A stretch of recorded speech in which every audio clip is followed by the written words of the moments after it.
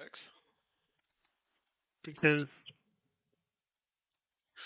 I was fiddling about with with the settings, the voice settings and whatnot, to see if it like. Oh, hey, Phils. Good to see you. Hey, whoa. I type as well as say out loud. Hopefully, it's not too bad. That's better. You're on early, Phils. Good to see you.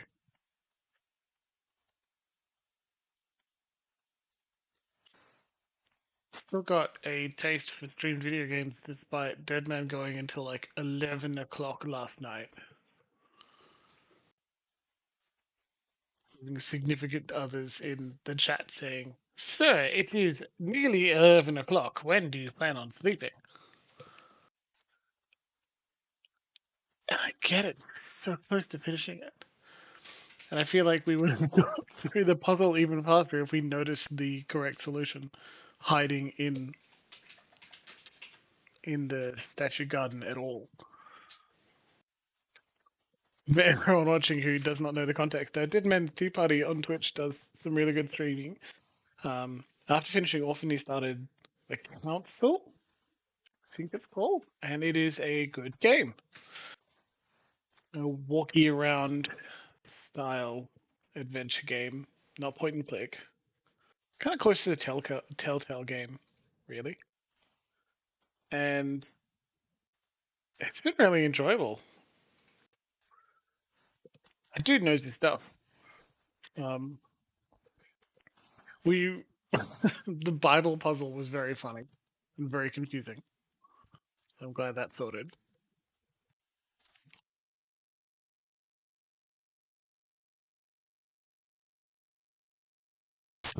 Thanks. Yeah. I'm glad I like Sunday this week spent some time watching through to Marvel. Hi. Hello sausage. Come on. No, not on my lap.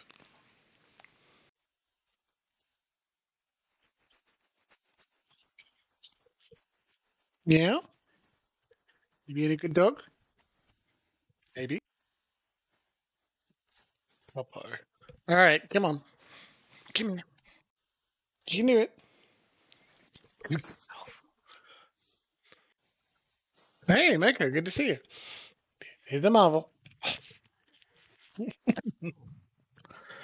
a little wholesome content of the dog smothering me first. Huh? Oh.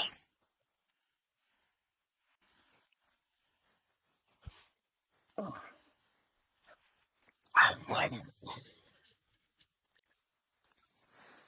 This is her doing her smothering thing. She's a very good doggo, but she definitely wants to eat my face.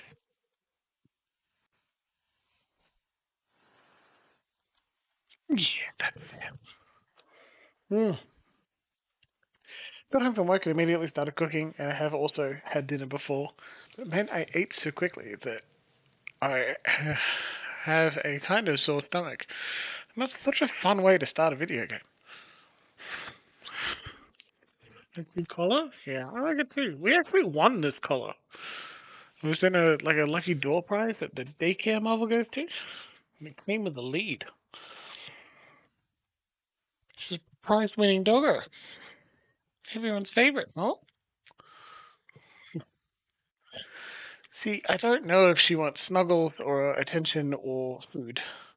Probably attention in the form of food, that's her favorite. Still, upper. Okay, back in your chest now, huh? Okay, I'll tuck you in. You can settle, though.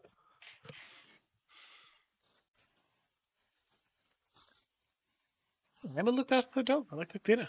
Excellent division of labor. I certainly appreciated it. Yeah. Good. Good, good, good. Let's aim this a little further down too. I'm really excited for tonight's stream, to be honest. Um, because last episode ended with such a really good plot tidbit. We spent the first half of the whole. This is kind of a recap. We're doing the recap early. Oh well. I'm excited for it because we're doing more um, plot, which is fun to get into. It's really nice doing side quests in the big city. We did 3 episodes of side questing in the big city and completed literally everything on the list. It's time that we mess about with the plot and get more of the themes of the game. Hey, Kibbled, pet cam. Keep talking about this. Set up pet cam. Make it visible throughout the entire day. Stream 24/7 of Marvel walking around the house. She's such a good dog. She'd only get up to mischief anyway. I figure she just sleeps all day.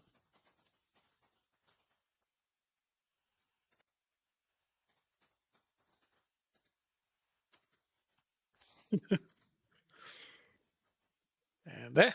Okay. Fine. 5 or 6 past. We got some people in the chat. Lovely to see the friendly faces. I'm gonna click the continue button and let's get going.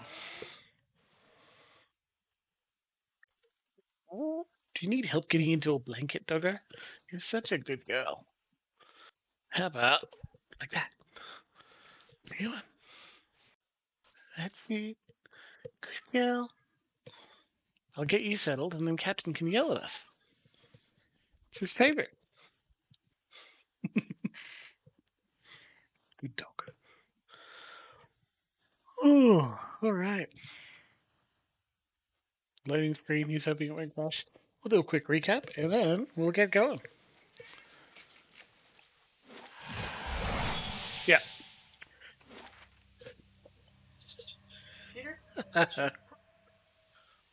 Oh, Kitty'll be okay. He hasn't stepped on my thing, on my power button in a little while, and everyone will know what happened.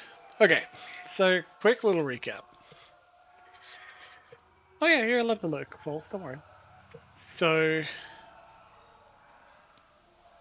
last last week we were going to start immediately do some main quests until I realized that we hadn't talked through the dialogue of all of our companions yet, and not just all of the companions, but not even the companions who've been hanging out with us.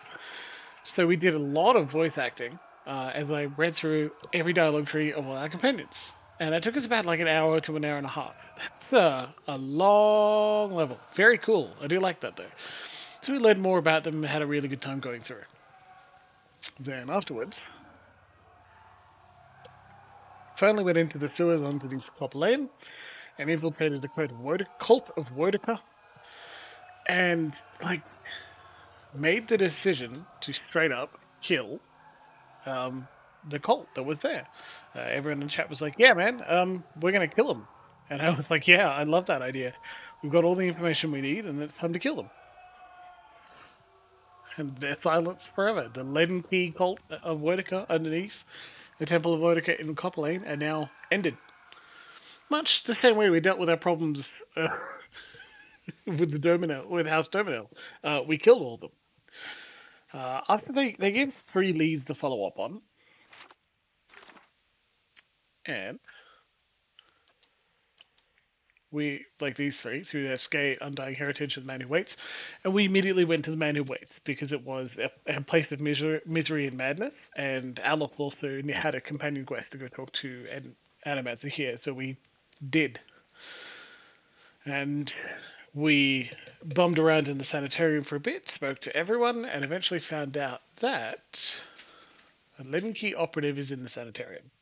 And he has the ability to possess those with weak souls, and was using one of the patients to influence Caedmon as his animates to research and destroy it, make it go wrong in public, which is why Caedmon also lost reputation, because he seems like he was responsible for a crisis in public and made a lot of people turn against animators, and that's pretty good.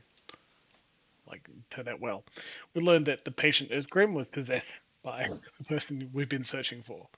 We beat him up, and then he ran. And I'm particularly proud of all of the voice acting and the quest dialogue at the end of the last episode. So, people watching the VODs, I'm really glad to have you around. And anyone who hasn't jumped into the VODs to watch it and you're missing out a little bit of the background, it's worth jumping in and check it. It's really cool. Like, I suggest you jump in and have a listen because I got really into it. And it's another one of the examples of just really good writing, really interesting. So give it a try. Now, after we spoke to the patient at the end of the hall, um, we have one of those moments where I'm like, okay, I'm really glad the game did this intelligently. The person at the end of the hall, the Leaden Key operative, the very powerful Leaden Key operative, just possessed everyone in the sanitarium in a row, and the flesh golems. And so the whole time we were thinking, is this game going to treat the mentally ill as like dangerous for just for being who they are? And the answer is no, they're not. They just were put in a bad spot and became possessed through no fault of their own. Uh, Now that's half a credit because we still needed to put them down. Because again, our verb was attack as adventurers, so we did. Um, and now we're escaping from the sanitarium. We've got flesh constructs to beat up. We're going to get out of here.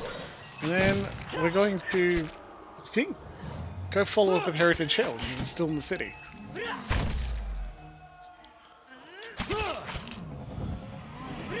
Ah, cool. We're arranging commissions in chat. I love that. That's fantastic. Huh? My mind feels sharpest. Yes. Dead on. Yeah. I'm ready. This sort of combat, because we're playing on an easy, is like pretty easy for us to follow through. You know? I'm not concerned with the difficulty of fights. Fairly early on in the playthrough, I was thinking maybe we should turn up the difficulty a little bit, but we've had one or two very difficult fights, and I like that as a way to break it up. Like, remember fighting through the Dominal Mansion? That was good. I'm just not very technically sound, so I don't think I can keep it up. Oh, hey Benaza. What have you done? What have you done? You've been experimenting on patients against their will, mangling their souls. I've witnessed it with my own eyes. Flame Shadows is not pleased by this, right? As his face drains of what little color it had, what could you possibly... Look, it had to be done. Ilthamau and the others, they took everything from me. Everything when I was this close. I had to know. I had to know where I failed and why. Imagine the value if I succeeded. I had something that could make all those hollow infants into something like a real person. And with a few more patrons and a few years' research, who knows? No one has come that close to the legacy. It's why I had to continue. Why I have to risk everything here working in secret. It's why you have to lie to Ethelmar for me. Tell him you've cleared me of all suspicion. Hey, chat, we're like 15 minutes in. We're at our first decision. 1, 2, 3, or 4. Like, please vote. What are we going to do with Cademan Ezo? While you vote, I'll just run through it very quick. And we'll get 2 minutes of this one, because we're still warming up. Not everyone's in chat and talking yet. So, first off, this guy's straight up experimenting on people against their will. They're not fully aware of it, and it led to tragedy. And he's definitely mangling souls. It's not turning out well, but he did think he was coming close to a possible solution. And the whole thing was torn down by accident. It was sabotaged. If he didn't think it through, it's entirely possible it would have gone okay. Who knows?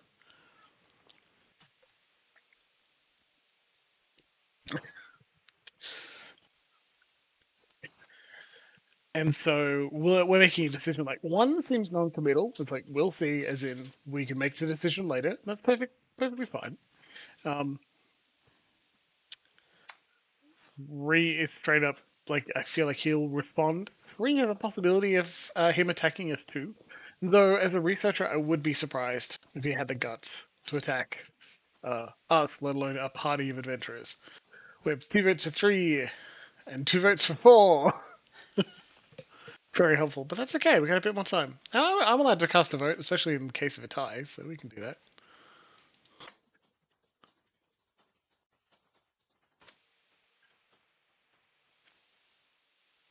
Sounds gross. Is gross.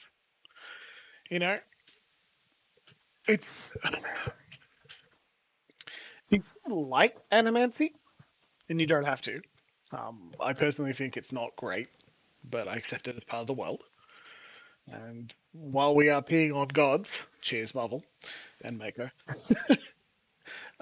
they do exist in this world, and it is something you can't avoid. So using science to figure it out is a good idea. But in these times, they're using science in the way that like early medical practitioners did, where they just take bodies of prisoners. Except they need living people because souls disappear, right? And so even if you made progress, it'd be on the backs of exploitation. That sucks. Feels like it's cutting too close to home. All right, let's call it there. We got 2 votes for 3 and 2 votes for 4. I like 4. I think it is fun to just straight up say, no, I'm really pissed at you, and we're going to take our revenge. I'd rather you face judgment, Azzo. Quest.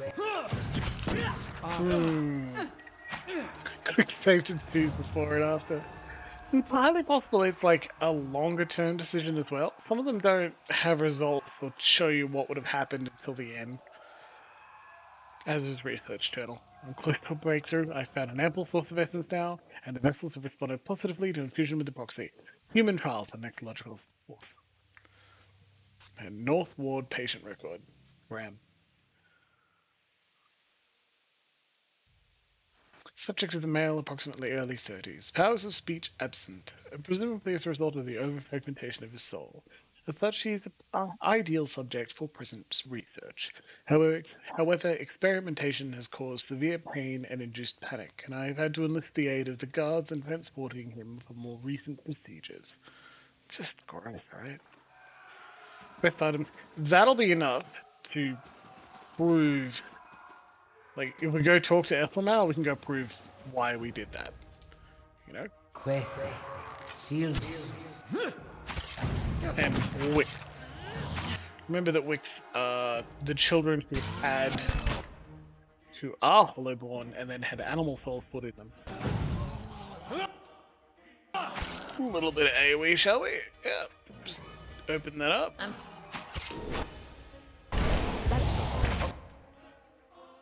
Pretty good. Pretty good. We got this.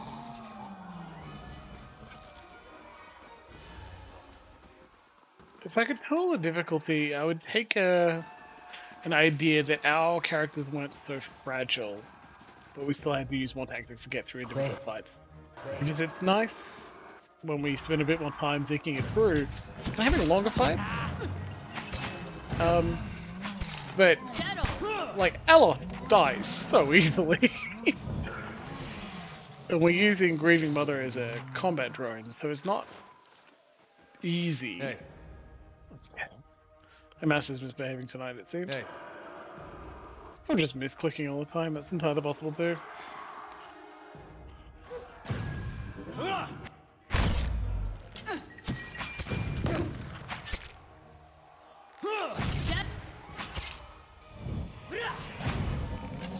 Gonna make another video gaming choice here.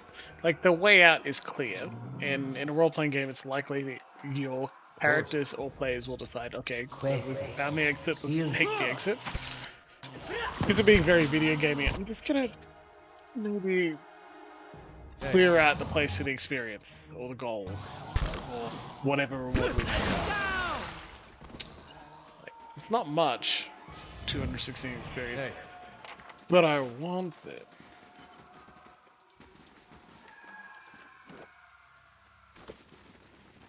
Oh, the sound design is terrifying, happening there in the background.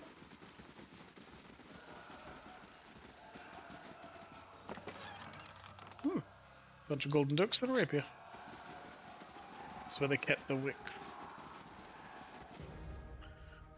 Quest. Sealness. That's it! Dead on. Love watching the commissions get arranged, that's really good. I won't claim any credit for it, but I will be very pleased.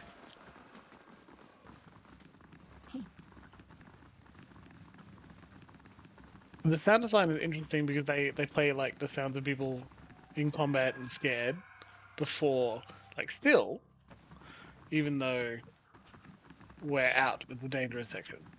So here's the patient. I'm getting out of here. It's not safe anymore. Now we should have that screaming gone, which is a plus.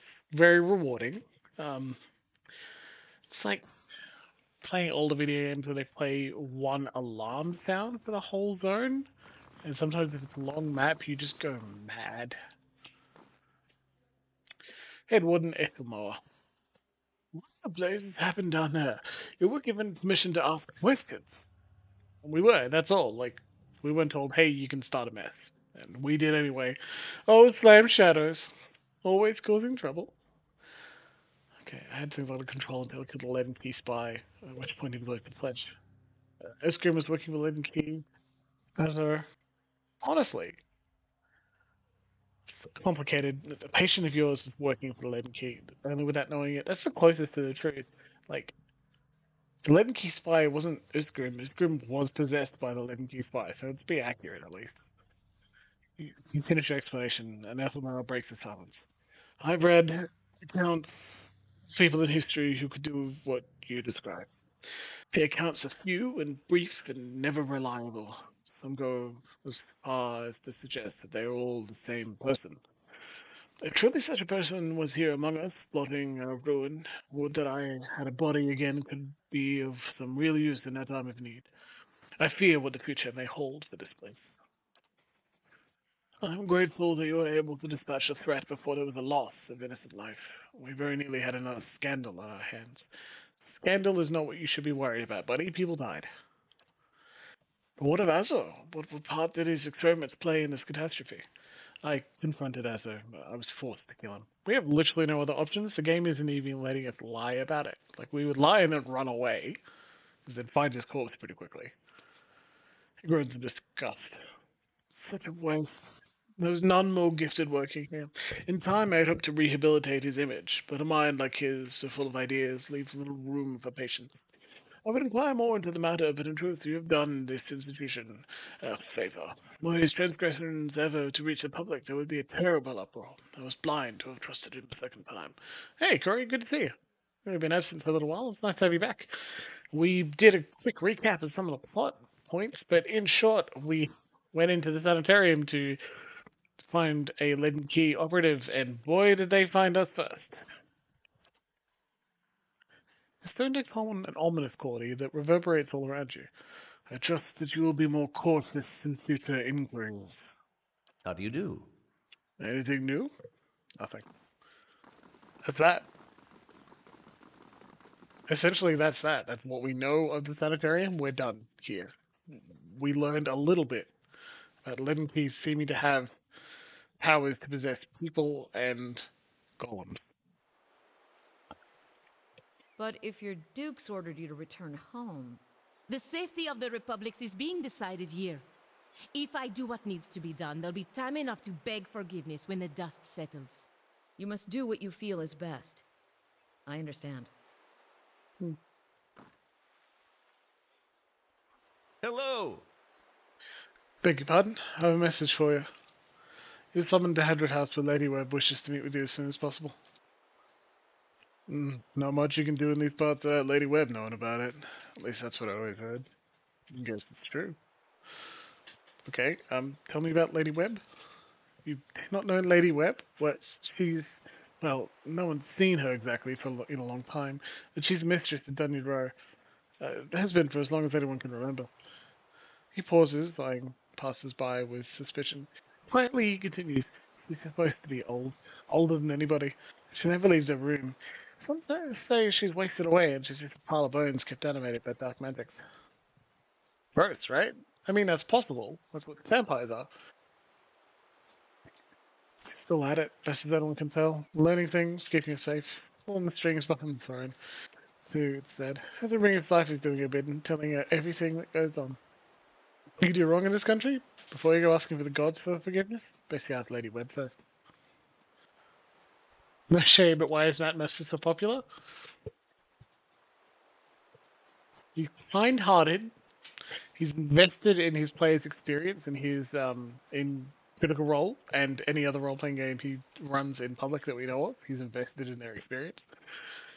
He's a supporter of the player's experience. Like he loves when they succeed, and he wishes to put the characters through as much trial as possible so that you can watch them succeed successfully and have a good time. He's kind of pretty, and he's got that gentle but encouraging. Oh, and it's curious with luck, absolutely. Did you know where to meet? Find me. Well, it's Lady Webb. She knows everything. Alright, what's done your row?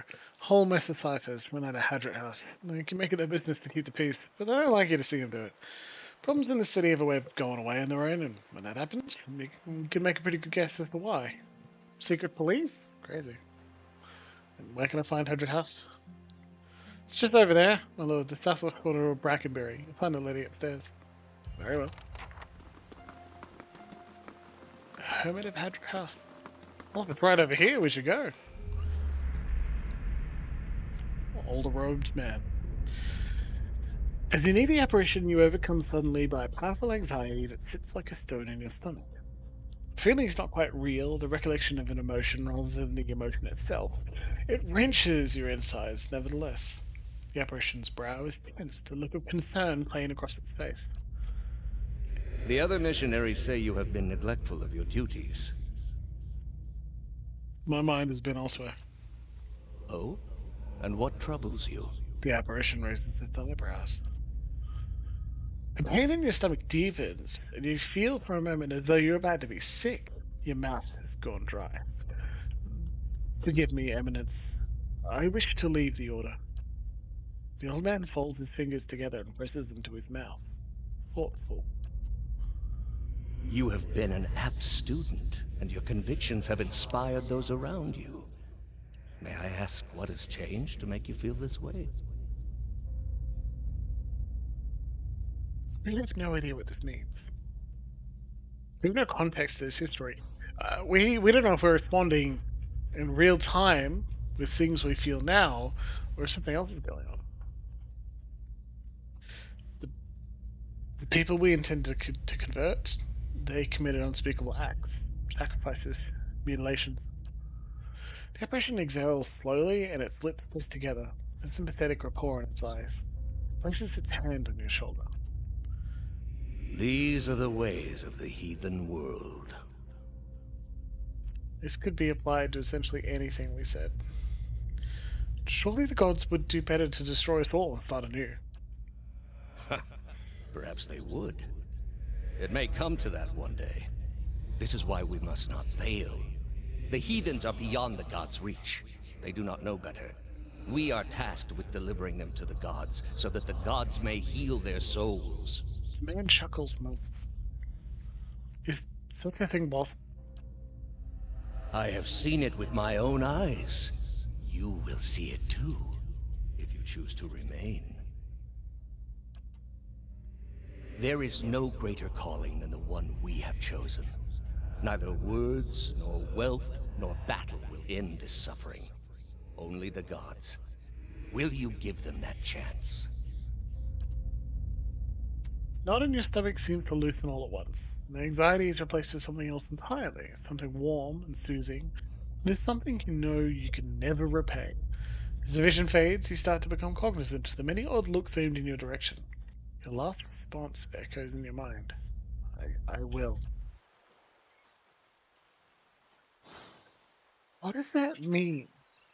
And then I think now you can get a little bit of an idea of what the legend he is supposed to be doing. Or at least that guy, right?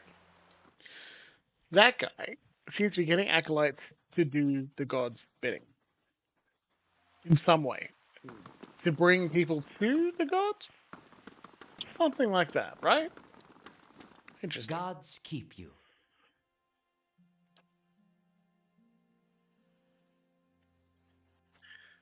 So earlier we spoke to Curran and he's like, when we said, it looks as though you could use some help. He was like, maybe get known a little better in Defiance Bay. And so we have. Well, hey, Rebidding, good to see you. And Kibbled, you're right. I mean, people who call other people heathens, generally not a good thing. Don't trust them. So many secrets and trails in the city. You have but to turn a corner to find a first trace of something stolen or someone missing. He looks at you. Unfortunately, we haven't the time to investigate them all. I'm supposed to be working on other matters, but my mind still lingers on a few recent cases. Growth of this life to be ruled by the whims of curiosity. Well, why can't you look into those cases? He pins his ears back. A matter of priorities, says Lady Webb.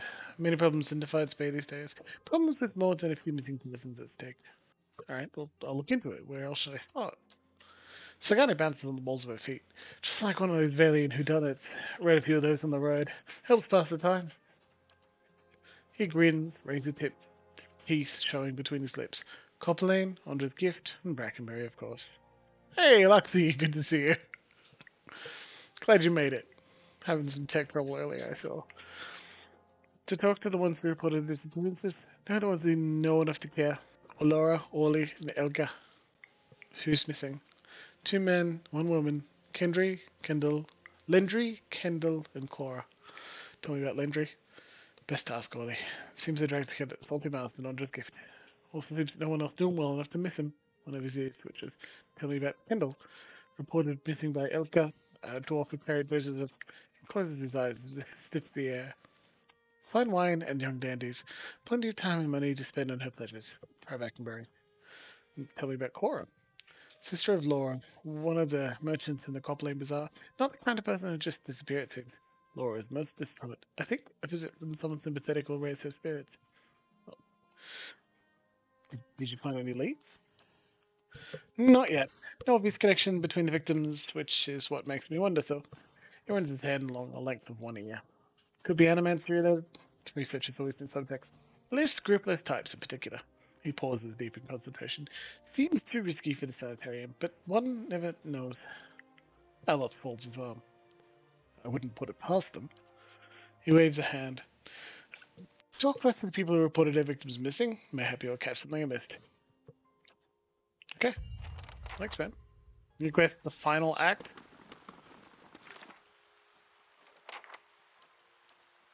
Seems a little early to have the end of the game. Anyway. Oh, just a little Chimbles joke.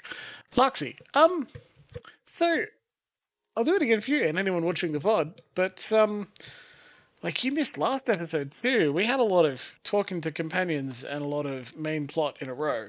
So last time we spoke to companions for like an hour and a half, which was great. A lot of fun. Loved it quite a lot. Then we went under Copperlane and we spoke to our... Well, we infiltrated the Leaden Key, and that was fun. Because we put on a hood and pretended to be a member and had a vision of the dude again. And he spoke to us about the Order and what he's up to.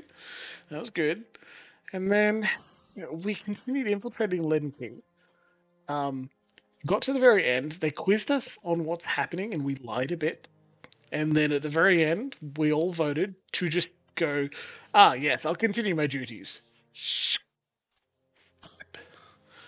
So we did some stabbing. Just a small amount, a moderate amount of stabbing. Killed the entire Leaden Key that were down there getting updates.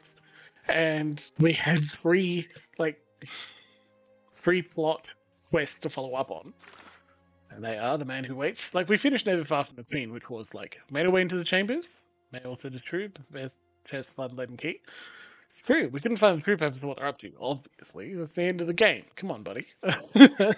We've got several leads, and one of them was The Man Who Waits, which was go to an agent in a place of misery and madness. We're like, okay, well, Alos said, I want to visit the Sanitarium because the voice that comes out of me is, in fact, another awakened soul. So could we see what they're up to? And we had a fun time doing that quest. Then immediately got through the next layer of the Sanitarium and discovered that this Leaden Key agent was possessing those with weak souls, influence cavemen as those animancy research and cause havoc and make animancy look bad. We just broke out. Then we leave and to go do Through Death's Gate, which is go to Deerford Village, or Undying Heritage, which is go to an ancient tower near a cemetery in a neighborhood filled with rundown estates. I wonder if that's Heritage Hill. Yeah. So we left to go do that, and then got pulled into Lady Webb's Hadret House in Brackenbury, which is what we're doing now. Not actually going on break. I just wanted to press quick save. Lady Webb, we'll see you now. Yeah, Keeping but an will I eye out. also steal your shit? No. Ciphers, right? I see everything. No worries, Luxie. It's good to go over it. Lady Webb, it was prophesized that perhaps she was a walking corpse. Here she is. A note scribbled in a cryptic shorthand. Stealing. Locked and stealing. They shall see nothing while I see much. Don't think there's much chance of getting away with anything here. Doesn't mean we're not going to try. Yes. No, not a chance. Alright. Hey, Lady Webb. This woman clutches a thick stack of parchment with spindly, wrinkled fingers, their flesh stretched thin to near translucence with extreme age, a gossamer veil over pale blue veins. Ink splotches and candle burns dot and stripe her hand like a quilt patterned after some great indescribable truth. She does not look up from her reading. So, the messenger conveyed my summons. A miracle that would make the reincarnation of Aothis look like a child's cantrip, surely. It doesn't draw the most inspired minds, messaging. They failed me so many times of late, I nearly sent a cipher after you instead. So this is the Watcher who took over Cad Noir. Oh, don't look so surprised. It isn't an attractive expression. I wouldn't be where I am for long if I let details like that escape me. There's a thumbnail for the VOD too. She glances up from her readings for the first time and looks you over. This is exactly who I picture Aloth's mother to be like. And this fiasco in the sanitarium that you seem to have gotten yourself into the middle of. What in blazes possessed you to stir that nest of trouble? It was a personal matter. A personal matter that has you tracing the footsteps of the leaden key. It must be some problem you have. Yeah, it sure is. You're not the only one with an interest in their recent activities. I've lost 4 ciphers this year alone trying to get someone inside their ranks. As it is, we only have our suspicions about who is in the group and what they intend. Which I suppose means we have much in common with them.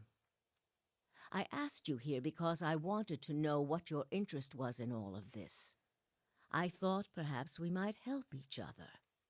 Why are you looking for the leaden key? Good question, Lady Webb.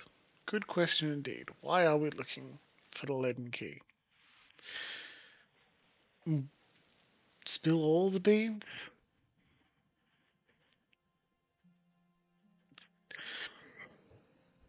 She's giving the impression she already knows everything, right? But asking key individual questions. Right? And I think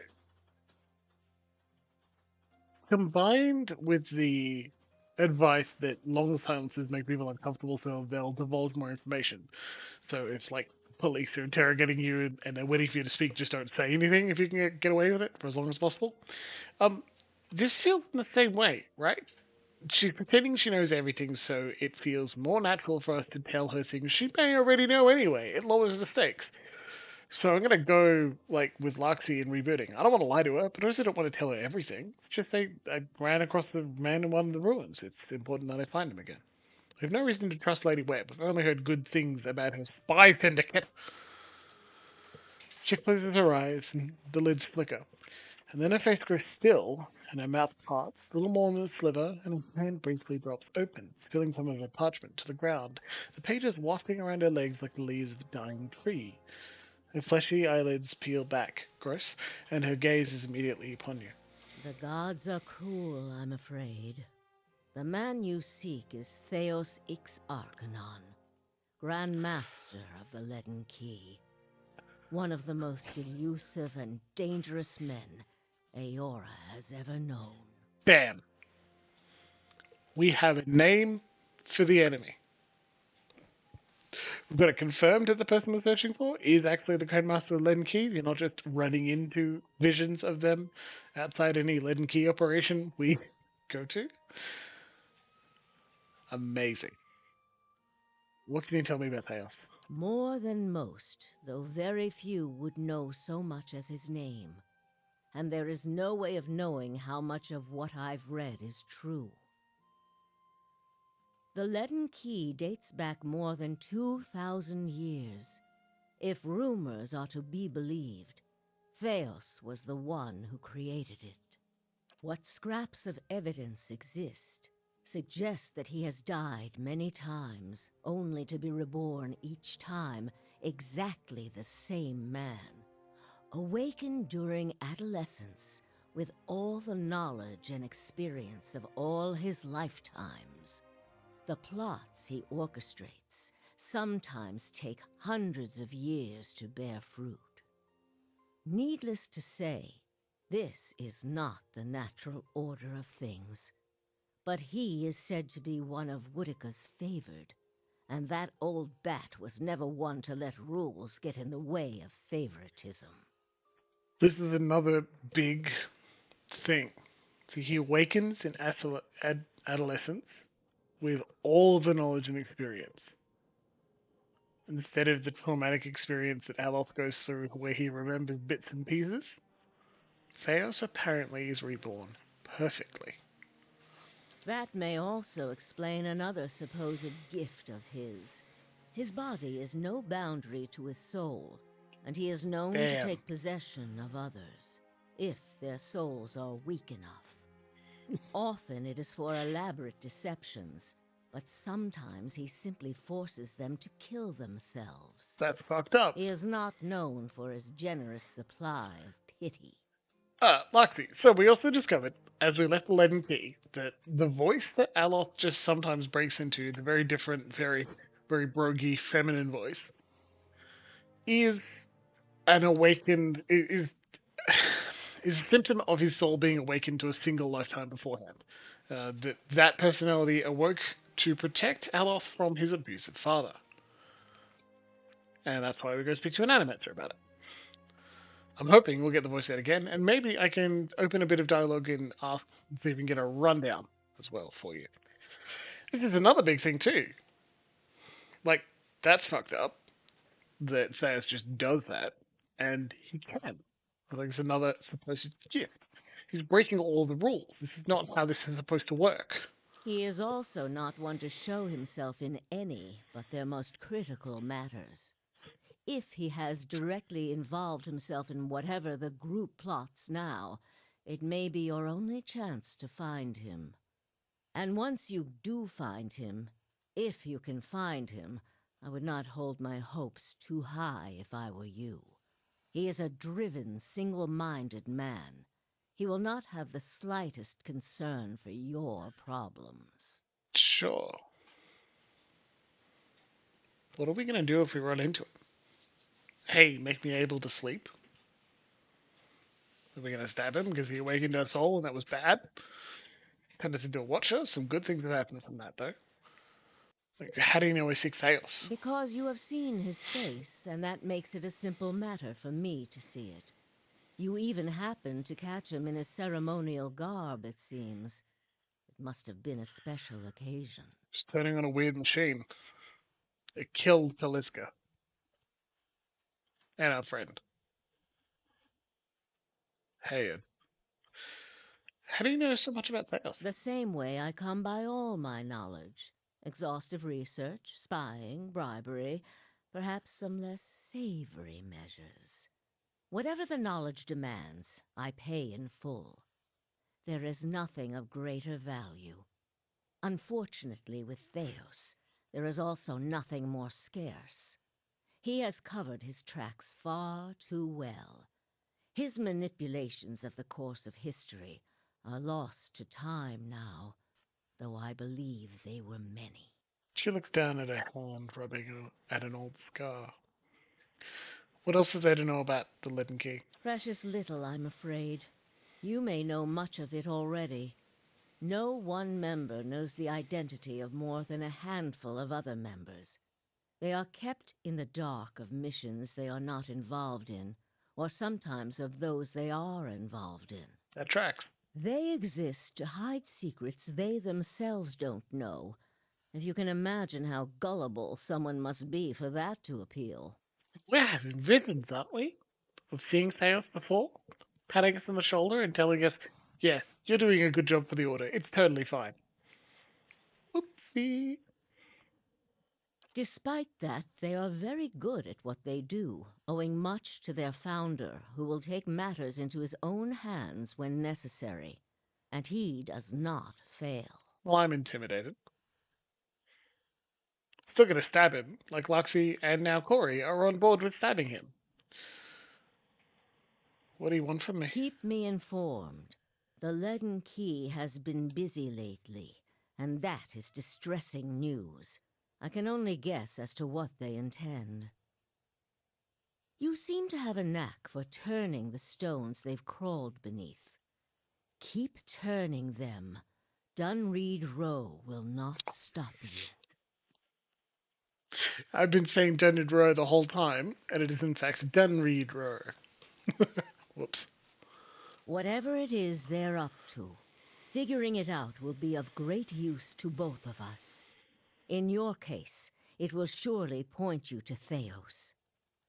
In return, I will share our knowledge with you as we learn it, and provide you with what assistance I can. Hell yeah. If you find your trail has run cold, come to me with whatever you have. There is much I may be able to do for you. I am not selecting one for a good reason. Chat, you must just trust me, okay? Try your best not to die out there. That's hilarious. We will, Lady Webb. We will inform her later. Yep. And look, Rebooty's got a good point. How much do we, like... I like that Rebooty thinks Lady Webb is not terrible, and is definitely trying to help, and is definitely using us for it. I have no issue with that. But what do we think about a mysterious cipher spy that just kind of reached and grabbed the picture of Theos from her mind? And how does she know what he looks like, too? That's something else we didn't know. Oh, here's Elka. Hello. Elka. The dwarf woman is dressed and perfumed like a member of the nobility, but her sun-reddened skin and sweat-stained outfit suggest that she's been out here for some time. It's real hot outside right now. Oh no, must have been out here for some time, which means she's been here while it was sunny. We've seen him in other people's minds? Maybe. And if it doesn't matter if her information is good, why worry? That's a good point, Corey, right? Because she did say we'd trade. Why aren't I giving the information right away? Because Jimbles has played this before twice. Okay. Afraid I don't have time right just now. I'm investigating Kendall's disappearance. Her eyebrows rise. That little Orland's finally got serious about this case, eh? Dunreed Row is trapped for... Oh, number 2's a fucking dick. It's too sassy, I don't like that. Dunreed Row is trapped for resources at the moment, so Cohen sent me. Well, I'm glad someone's on it. She rolls her eyes. Anyway, I'll tell you whatever I can. What do you need to know? Okay, start from the top. Tell me about Kendall.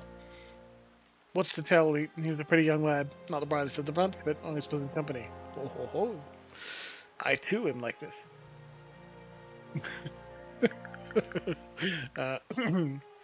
How do you know Kendall? Elka smirked.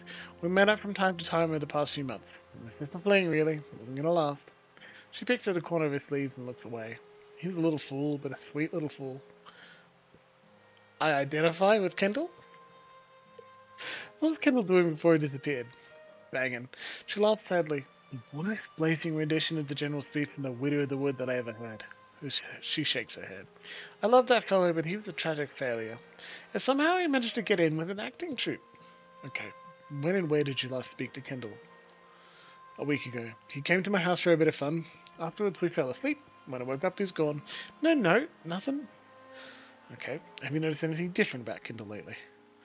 He started hanging out with a bunch of actors. Oof. Always a mistake. Seemed alright, except for that woman. She scowls. That woman with the long willowy legs and slender arms. Let's come around wearing these low-cut dresses and impossible shoes. Don't blame the woman. Tell me, Helka, why are you annoyed at low-cut dresses? Anyway, what was her name? Her expression hardens. I don't know. I never cared to learn it. Then crosses with her arms and lets them slowly fall to her side. I didn't realize it would be important. That's all the questions I have for now. If you think of any more, you'll know where I'll be. Didn't matter. The final act. Act, eh? Maybe it is about those actors. Okay, well, we'll visit these two places as well. Actually, I want to go straight to Heritage Hill. Let's keep this main quest train rolling. We'll do the final act in just a little bit of time. Foxy, the suspicious acting group? Yeah, probably. I mean, there was a 40 woman talking to us.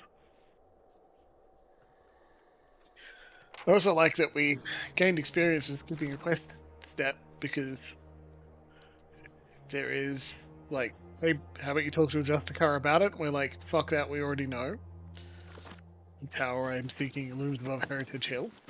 We cleared this place out, so we don't actually need to worry about the undead that are still supposed to be here.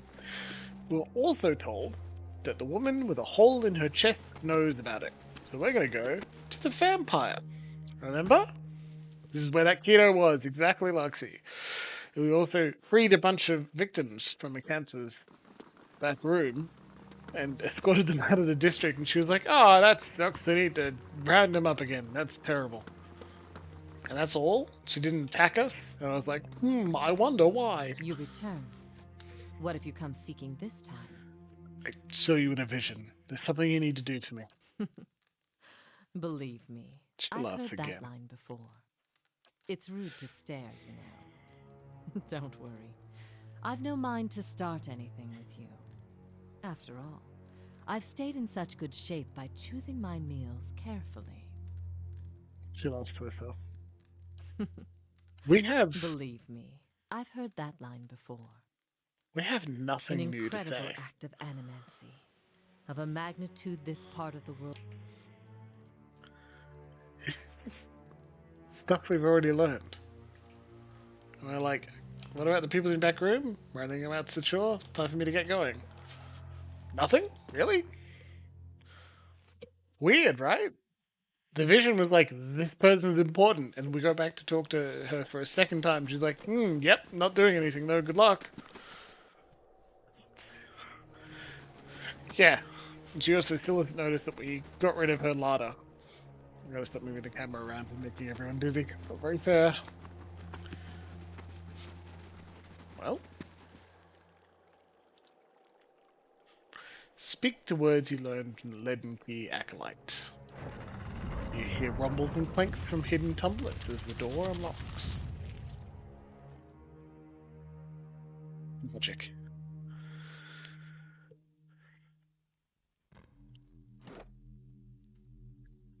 Soon, Adair. You'll be level 8 soon. Thoughts will be as silent as my feet. Get to the top of the tower. Kill some ghouls. Don't fail the disengage check. Got him! Got an arrow for this one. Let's go!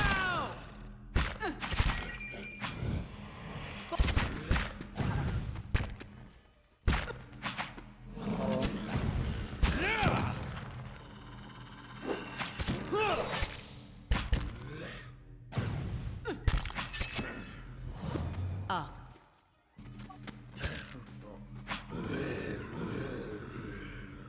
Hey, There. Up to there. Good story, Luxie. Adair. Ada. Not super sure. Crumpled page from Aldheim's journal. Aldhelm. Day 7. A week of study, and we're still none the wiser about this device. Trindig remains optimistic. I don't know what I'd do without his spirit. Trindig's letter. Dearest mother and father, you will be pleased to hear that I've learned much already since coming to the city. There are many incredible ruins nearby, and Master Bragg has allowed me to accompany him on a number of his expeditions. I'm writing to you from the inside of an ancient Engwithan tower. There's an entire district built up around it, but the locals have mostly left the tower untouched. They have let us set up temporary living quarters here so our work can continue uninterrupted. It was an unsettling place at times, but Master Greg has been a constant comfort, and he's quick to remind me that the things we learned in this tower may one day help us find a cure for Waydwin's legacy. I better get some rest now. Mr. Gregg likes to get an early start to the day. All my love, Trindig. I don't know what I do without his spirit. Well, pretty cheery, huh? You thought spirit meant he's a ghost, don't you? Guys, so dark. Old mattress is lumpy and smells of old straw, but whoever slept here may have at least made it neat. Whoever slept here last made it neatly.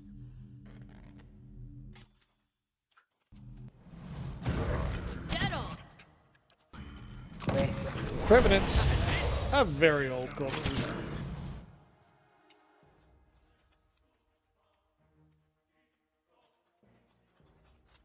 More left click. Yep. Revenants being very old and very aged, undead, they're not exactly that dangerous. Essence shimmers and pulsates with a strange device. Fusion power, Butcher Confiscate. Admith Hadret, Part 1, Rise to Power. That's a lot. We just read the second piece of paper.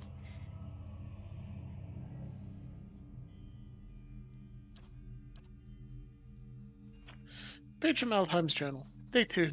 Completed our measurements thanks to the machine. Day 2. We've completed our measurements of the machine. Thanks to Trindig's youthful agility, further examination is required to discover its intended use. Sorry guys, I'm stumbling over words a lot today. Hey. I'm highly caffeinated, and I think that's part of the problem.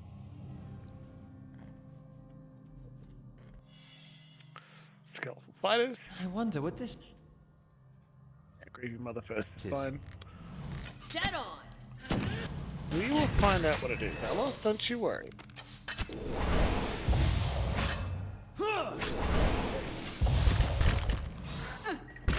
Jeez. Skeletal wizard did some bounding missiles and I can offer some damage.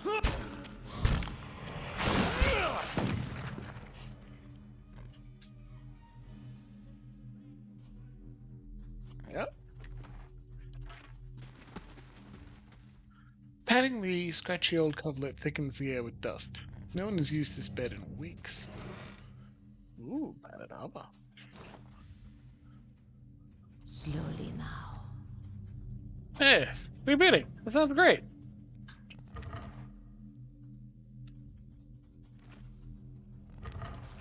I'm here for that too. It's fantastic. This is that's. It's also why it would be devastating if Moses turned out to be a massive jerk in some way, because he's doing all the right behavior, you know? Like, it takes the Critical Role company a bit of time to get around to some things, but when they do, like, they do it well. They're like, hey, you need to see more space to people of color, and they're like, cool, we're gonna put several in charge and creative director and on camera of the next series we do. Like, that was a year and a bit after that was put into the limelight, but they certainly did it. I feel like their closed captioning were like, hey, your volunteers do all your closed captioning, and that's kind of bad when you have a lot of money as a company. They're like, yeah, okay, we'll get to it, and it takes a while, but they put it into place. Like, one of the former sponsors is being transphobic. What jerks? And I guess that's also why it feels easy for queer people to latch onto Mercer, because not getting through me. He and the company he's associated with often do the right thing. Eventually, if it takes them a while, but at least it feels like you're less likely to suddenly figure out, oh god, they're awful. They're not perfect. Yeah, Echo, you're right. Kill advertisers would help too, as well. These people have power because they're putting money in the hands of other people. Alright then. They're spending the money, and so they have power over you, and that sucks. Eyes open. Eyes open. Ooh, bookcase. Just some scroll. Not super useful. The scroll contains a pen and ink diagram of the Adret device running through the tower. Despite copious measurements and carefully drawn detail, it gives no indication of the machine's purpose. The works of the Inquisitors, a comprehensive guide. This device is there. It's working. It's doing something, and now we have walking corpses. Do we think it's later? Sealness. That was also. So, I wish I caught that while it was actually happening, but I was busy thinking about how rebooting, that sucks. I'm glad that the medical stuff exists. I think it sucks that it costs money to live. Anyway, these characters were still in stealth. Hey. We attacked the Revenant from range. You don't need to be sorry. You definitely don't need to be sorry. The ranged attacks made the Revenant start moving towards us. These characters were stealth still, so they weren't caught by it. Hey. And they got an attack My off eyes are while it was peeled. moving past them to go attack the others. Roll 5. Did it again. Page from Alhelm's journal. Day 11. Finally got out of the tower to clear our heads. Beast take the patrons. We'll finish the study on our own terms, our own time. Yeah, down with capitalism. Just as I said as much to Trindig, the sky came to life with stray lightning. I said it's a good omen, but the poor lad's spooked, and the cure for it is a good night's sleep.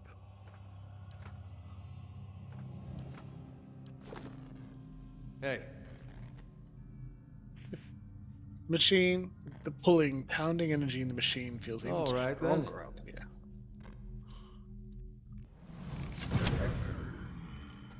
What should happen? Move past the stealth people until the stealth people end their stealth by attacking. Other games do just like, as soon as one person in your thing is unstealthed and it's attacked, everyone loses stealth. That kind of sucks. I'm glad we've got non-binary choice stealth. We approve of non-binary choices. Folded page from Aldhelm's journal. Day 10.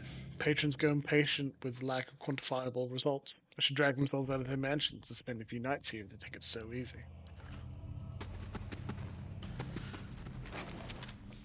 Major Spellblind, Arcane Dampener of Intellect. Beneficial effects suspended. Use that on enemies, yeah, for AoE, and they get their buffs removed. Pretty good. Plus 1 intellect on a ring. I don't know if we have anyone who needs it just yet. It'd be good to see you rebooting at Shadow. Don't know who needs that yet. We'll just pop it away in the stash. Letter from a Cancer. Ah, there's a vampire. Aldhelm, I did indeed receive your recent summons, as well as the 2 that came before it.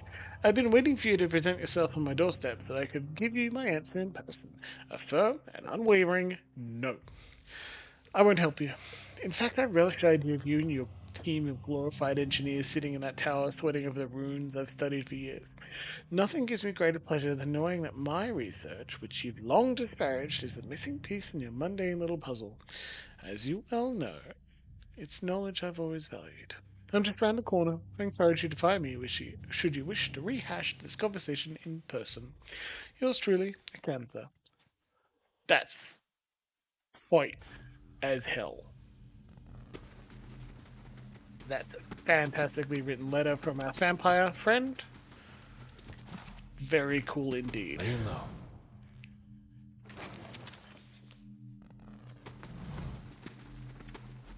Up we go. These sections for the main quest are short. In fact, they're shorter than a lot of the side quests we do. Like, that's it. 3 maps to this tower. Probably a dialogue choice. And we were here dealing with the side quest earlier. Still nothing. Confounded device. That quest step says find out how the machine works. Standing near the device feels like being blown about by a storm gale. The stone steps hum with energy.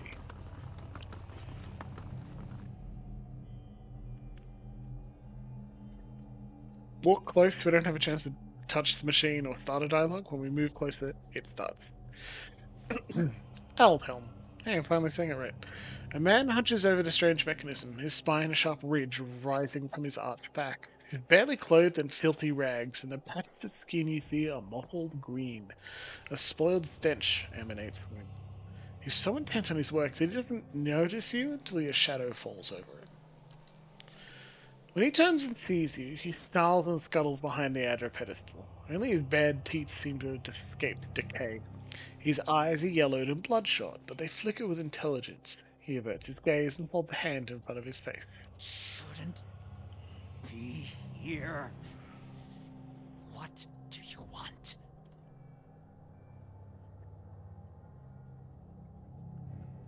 Tell me what happened here. That's what I'm trying to figure out. He hisses. He smashes a fist into the Hadret pillar. His hand makes a crunching sound, but it doesn't bleed. Forgive me. Forgive me. He covers his face with his other hand. This is the person whose journal we were reading earlier, and he seems frustrated, but certainly not this bad. Research.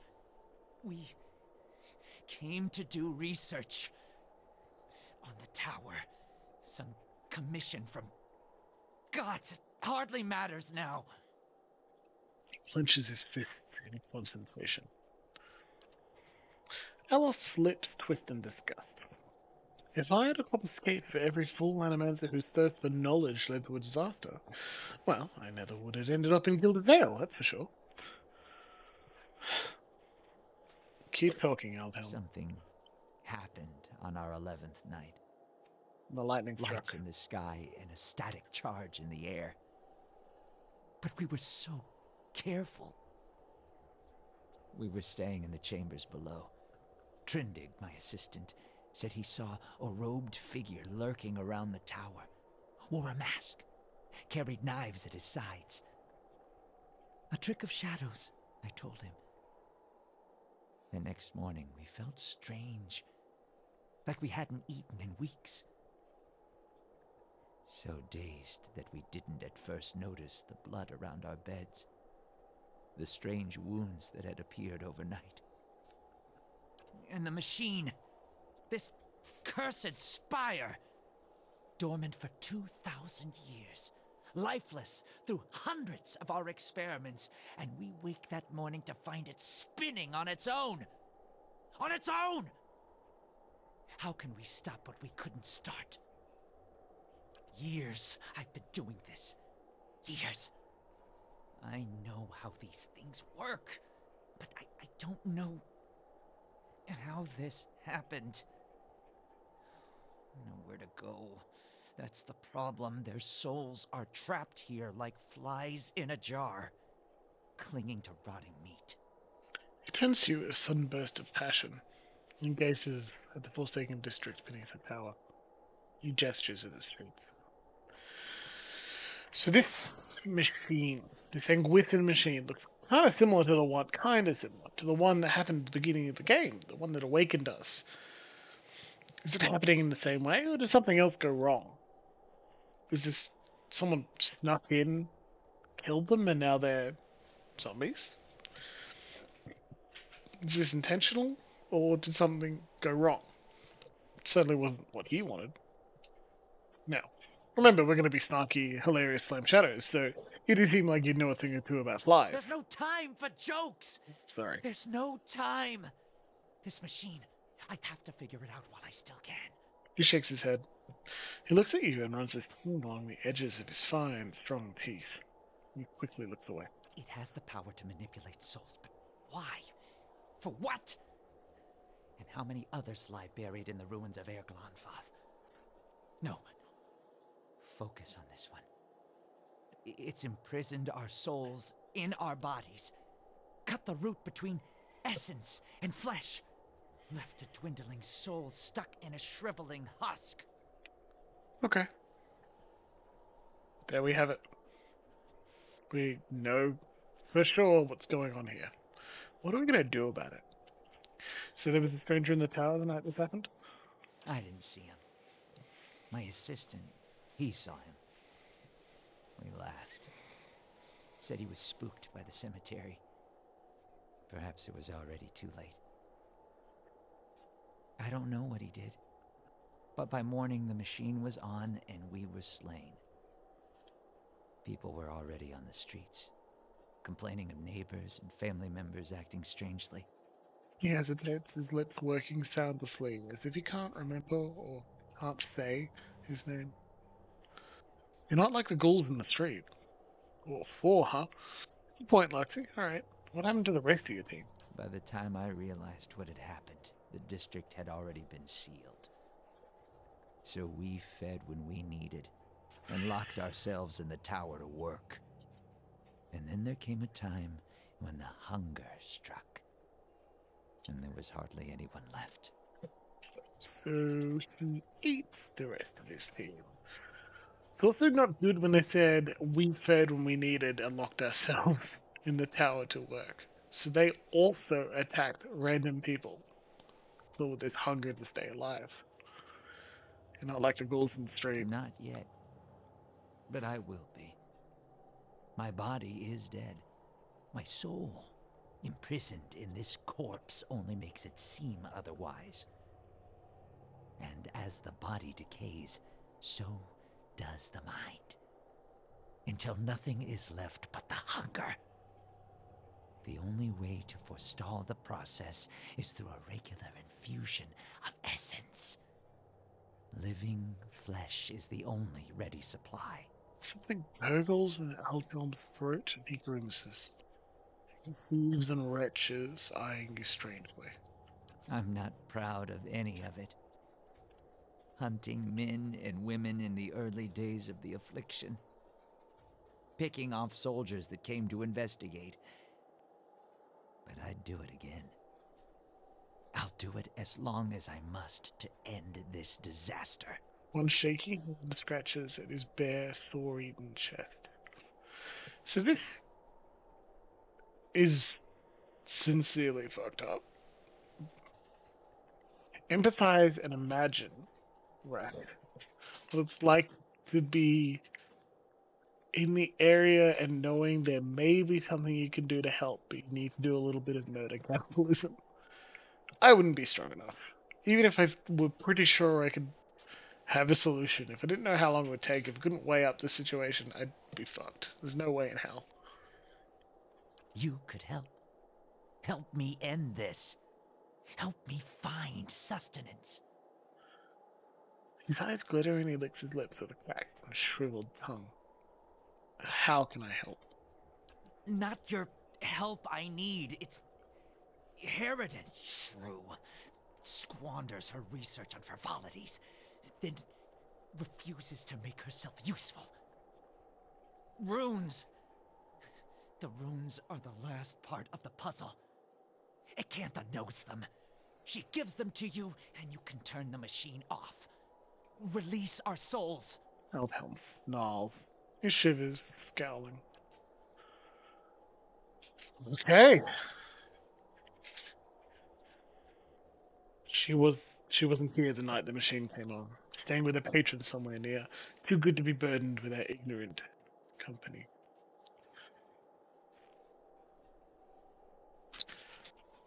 So, hey chat, 5, 6, or 7. I want nothing to do with this. We'll leave him to his fate. Leave. We'll get the words from Acantha. Or leave and say, if Acantha knows I can follow words, then I don't see why I need her help. Acantha is delighted to be doing the murder cannibalism. She seemed pretty happy to be like, yeah, it's gone bad, but I know how it works, don't worry. And she's not helping. She's a bit of a jerk, that's for sure. Need to get knowledge on how to word the runes. Maybe we'll go and beat her up. Who knows? Can we slap the words from Acantha? I'd certainly like to find out, but we need to decide how we're answering this question. 5, 6, or 7. I'm going to give you 1 minute from now. Oh, and remember that we take a break at 8:30, and that's 16 minutes from now as well. So, yeah. Choose 1 minute. Choose a dialogue option. We're doing it. Larksy. Ooh, I don't see why I need your help. No, I'll get the words from Acantha. Yeah, good. Rebooting, same way. Like it.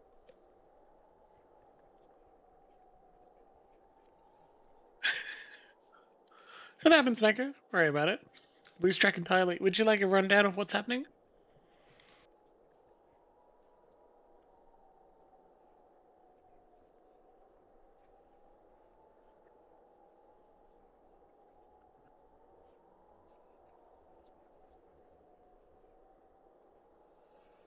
some of my bad mental days of listening to a podcast or a book and doing some work or just washing some dishes, and I realize I haven't been listening to the book in ages. And that's what, like, I hear that a lot from people who say, I don't know how you listen to podcasts or audiobooks. Don't you I just stop paying attention when if I'm not reading it actively. Yeah, I don't mean to brag, but my worst days are like that. I can't pay half an attention to a novel or something, or a stream. But I get a lot of practice. I am usually watching something on one monitor while I'm playing a game, and then in dialogue, I pause it using the media keys on my keyboard, and read and go over. Ooh, 7 from Deadman. So 2 votes for 6, 1 vote for 7. It's good to see you, Deadman. At the beginning of the stream, we're talking about how good the console is. Shame you missed it. You'll just have to check up on the VODs. Hey, everyone in the VODs. Mwah. Mwah. Nearly break time where you get to skip ahead 5 minutes and get to go continually, right? That's the superpower. Trade being able to vote for being able to skip along when I'm just talking about random crap.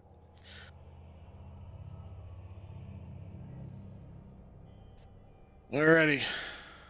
Where are our blown kisses? That's true. Well, instead, I'm going to blow you a kiss in the form of choosing number 6 because we got 2 votes for 6 and 1 for 7. Let's get the words from Acantha. Yes. Acantha. She was here. In the district. Probably here still. Always prepared. Clever lady, that one. Violent tremor racks his body. Perhaps you bring me something. Something to keep me sharp. Then I show you a secret about the machine. Something to make you strong. Oh, but where are we going to get fresh flesh? You can eat Acantha. Bellagina clenches her jaw, her eyes narrowing suspiciously. There's Ganto. His condition has turned him into little more than an animal. Don't do it.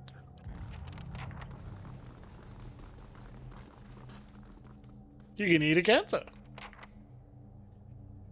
Love this. This is great. Dialogue option to go all the way out so you don't have to go through several steps. Quality of life. What a concept. But he ate his colleagues. Yeah, well, he loves them. Well, we'll see. He also said a couple times, living flesh is what is required.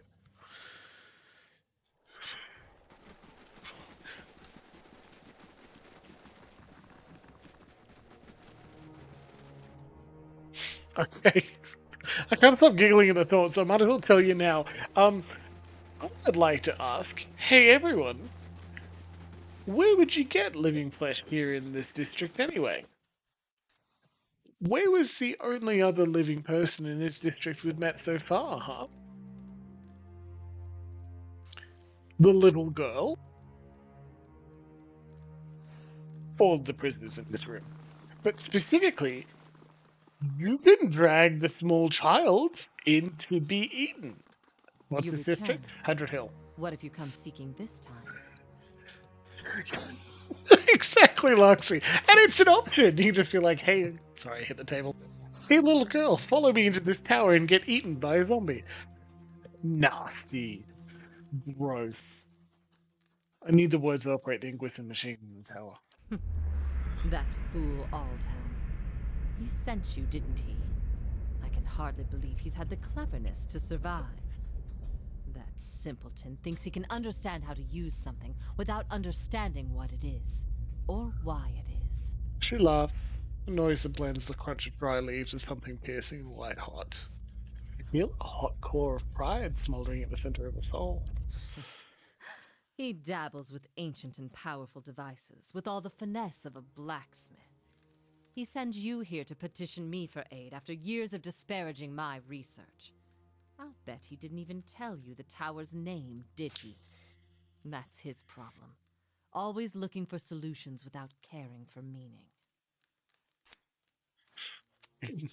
Yeah, I'll read chat before we go on and choose an option.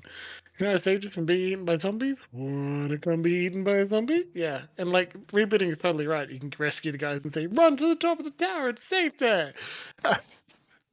They give you a couple of options, but they're all bad. Don't feed living people to zombies. That's strictly a bad choice. Uh, uh,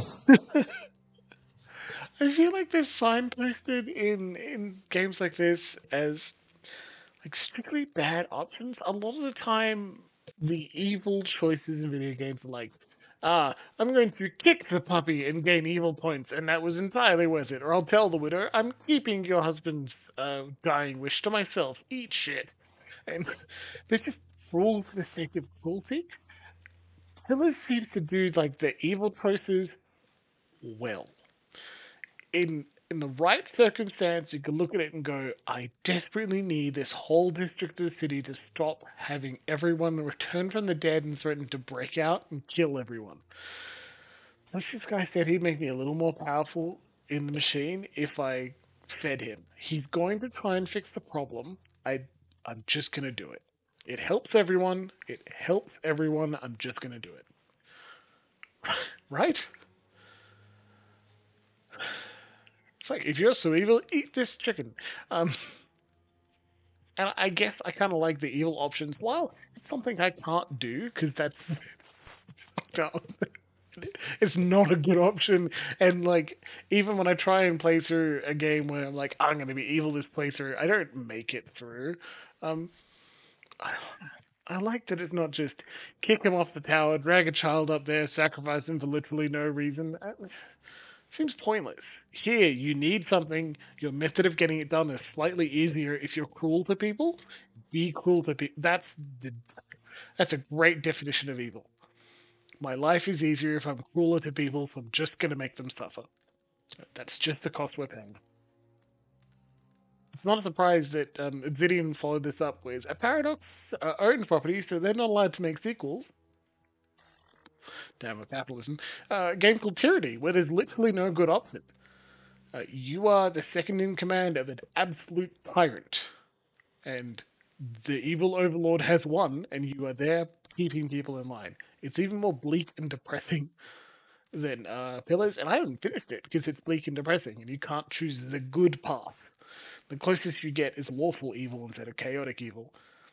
And a lot of that path is take over one of the overlords, like the mid-level overlords of a big faction, the lawful evil paragon, and like to successfully integrate yourself into that section of society, you can say and imply things that you're going to try and change it and make it better from the inside, but they're always ratting out each other, and like anyone who shows empathy or like you've got to pretend to be really evil to fit in there as well.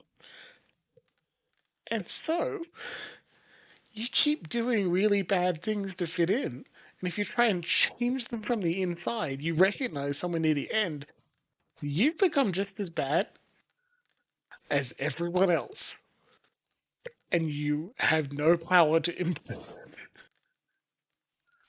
It's depressing. There's a very, very good YouTube video about it called by Noah Gavay called "Tyranny in the Language of Power," and I will link it during break because it's even if you don't want to play it, and rebooting exactly said, I will never play that game.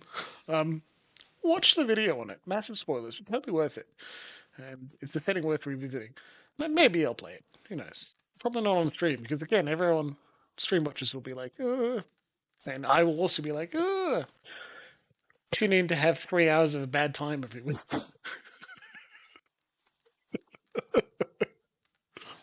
Yeah, none of your companions and stream watchers would like sacrificing people. Yeah, we won't do that. All right.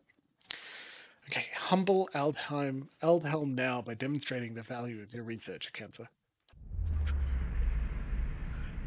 My silence demonstrates it more succinctly. Your words fan the strange coals at the center of his soul. The problems in Heritage Hill are bigger than your rivalry, Cancer. No.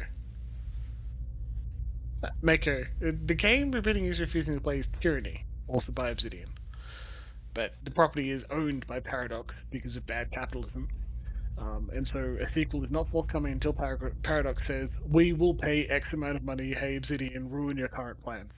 And it's funny because they own all of Pillars, so if you're going to make an isometric RPG, they'd probably just prefer to work in Eora and take a greater majority of the profits, let alone have more full creative control.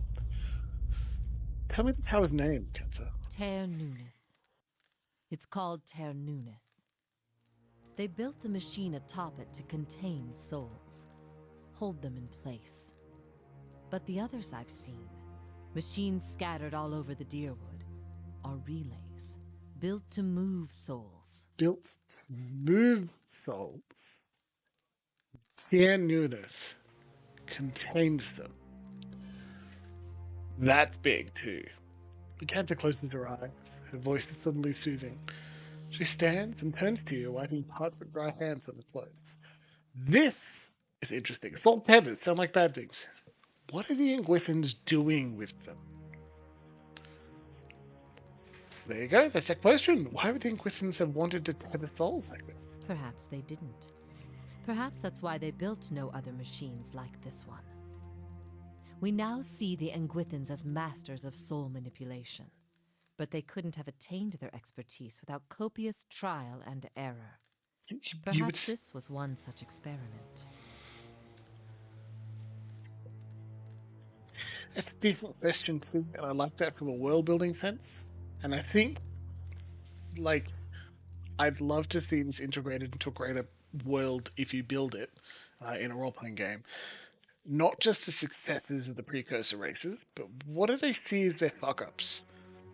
Right? It helps when you have examples of the early civilizations not being absolutely perfect, like, and not just, and they accidentally fell due to some sort of calamity. No, what mistakes did they make? What can you learn from them in that way? Make them seem more dimensional. So you seem to know a lot about Tia North. I read the runes like a journal. I understand their meaning. People like Aldhelm try to read them like instructions, and in so doing, they miss their true meaning completely. Where would they move souls? Another mystery. Hypothetically, anywhere they wished. The real question, as always, is why? To intermix them the way a player shuffles his deck, the way a farmer rotates his fields? To collect them, like butterflies under glass? To melt them down for raw essence? Unfortunately, I don't know. Melting them down for raw essence would keep undead alive. How do you operate the machine? Here's just a quick thought I had while going through this. When you play a lot of isometric RPGs, you recognize it generally like near the top or near the bottom of dialogue options, end or move on the conversation in a way that you can't continue. The bottom is like, I'll attack, and the top is often like, I will get further information. And generally in the middle-ish is where you'll get asking questions about the step. Wow, there has to be a dead end, yeah.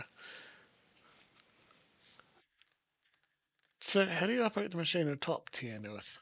Back to these Tinker's concerns. Come on. And what would you do with these tethered souls if I told you?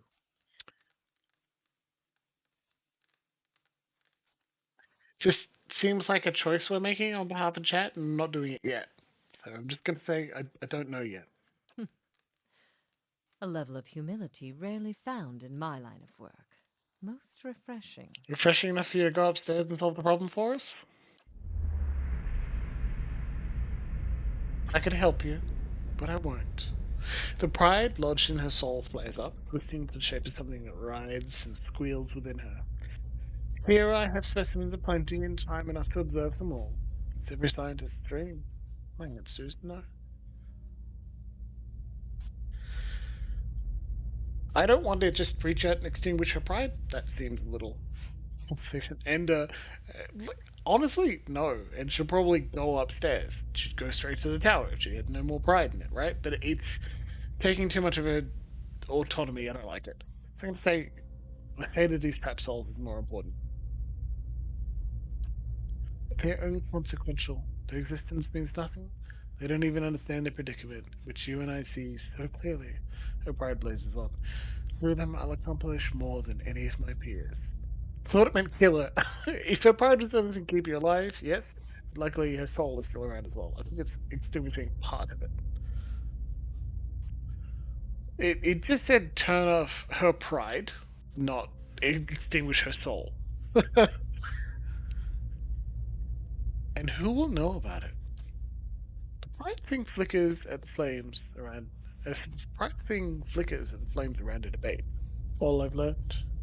He's studying with language. No one understands it better than me. That counts for something. Your opportunities here are finite. One day that knowledge will die with you. The pride hisses and splutters. It's a little more than an ember now. You're wrong, but there's no conviction in her voice. I'll build it forever. I'll cling to it. It will give me something. Teach me what you know. I'll make sure it grows and your legacy lives on. And as it, why am I fucking with her soul? I am speaking with her. I'm not reaching out. And I can see her soul, but I'm not extinguishing the pride, which has been an option several times. I'm like, there's a better way to do this. Your words finally quench her pride, and all that remains is a blackened diamond hard rock. You cast it away, it melts into the darkness. That's hopefully metaphorical, right? So be it. My studies and efforts shall grow through Through yours. These are the words you need. Her cold, dry fingertips rest on your temples, and you feel it reaching into your mind, forming images from the darkness. Runes flash through your head, but they're no longer just pictures. They have meaning, and you understand them. They're commands. Something triggers in your mind, a distant memory unearthed from a past life long since buried. You can see a vast array of runes, far more than a cancer has shown you, and you know their sound and their meaning and how they fit together in the language of Enquith once more at your command. Something has Why, that's awakened useful. in your mind.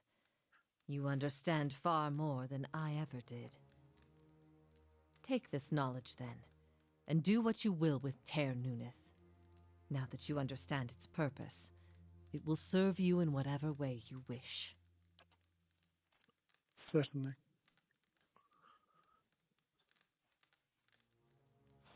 Hey, chat. We're going to. Yeah, I think it's the same VA. You're totally right. We're going to take a break.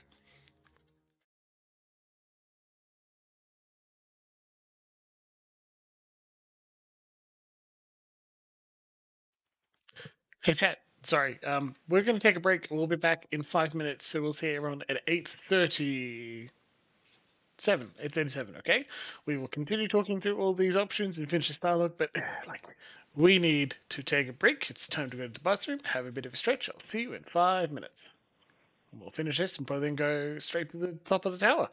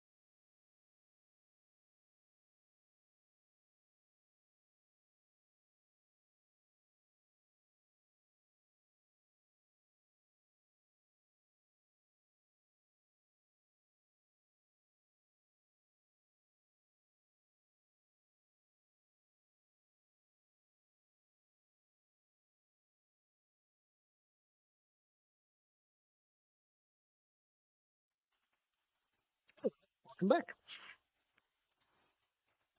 I wonder. Good to see everybody. Yes, exactly right. We went back to Heritage Hill and went up the tower. We also finished our time in the asylum, which is pretty good. We also had a bit of trouble Marvel falling off her chair, and that's always fun. But still, good to see you. Let's go. All right. So now we speak in Gwithin. Just out of nowhere. That's pretty cool. You see advanced array of runes far more than a cancer has shown you. And you know their sound and their meaning and how they fit together. Once more at your command. So we're learning more and more about ourselves through this quest as well.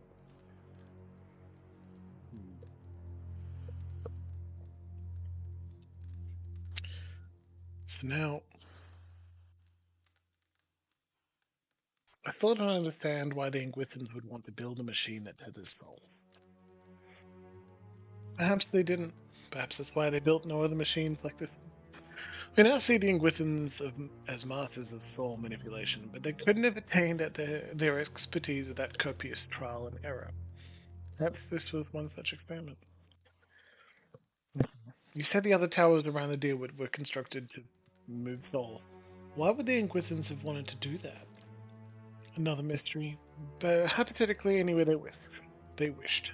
The real question, as always, is why. Going to mix them the way a player shuffles his deck, the way a farmer rotates his fields, to collect them like butterflies under a glove, to melt them down for raw essence? Unfortunately, I don't know. Same dialogue line she said before, you know? But we do have two additional ones. Like, what do you know about them? Same as before, but explain how the control words work. Harnessing the power of Eora is about understanding what it was designed to do. You know the words and their meanings. You can speak them, and the tower shall obey.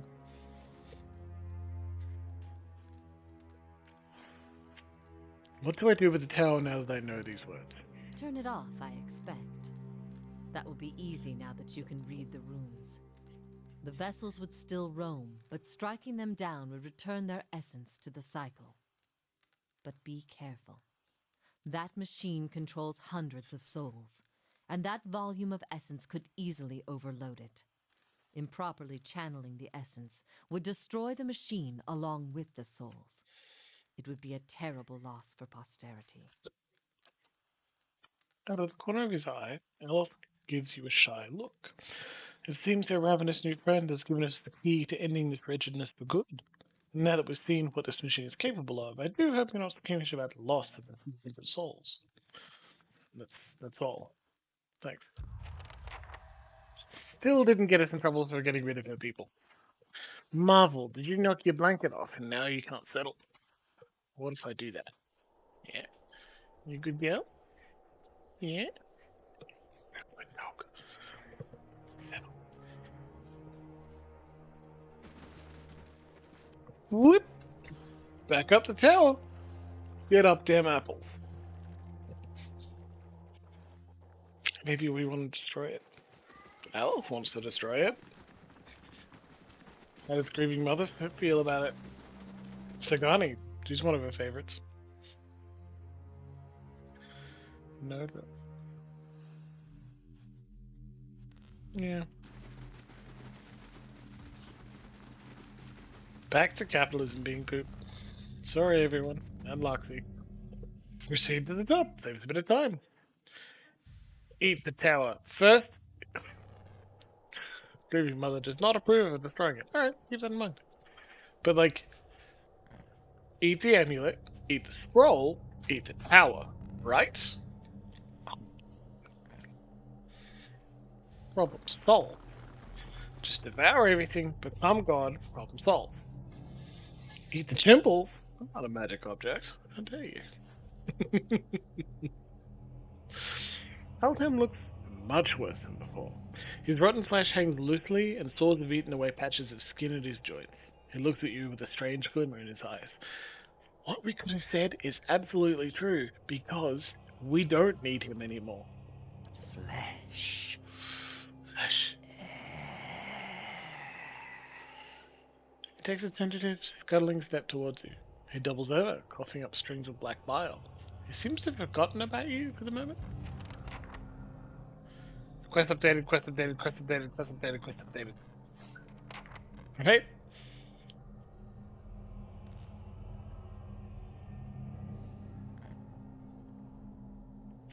You talk to him again. When Aldhelm looks at you this time, all trace of recognition is gone. He bares his teeth and leaps at you. His pupils narrow into pinpricks. Quest. Goodbye. My mind feels sharp as steel.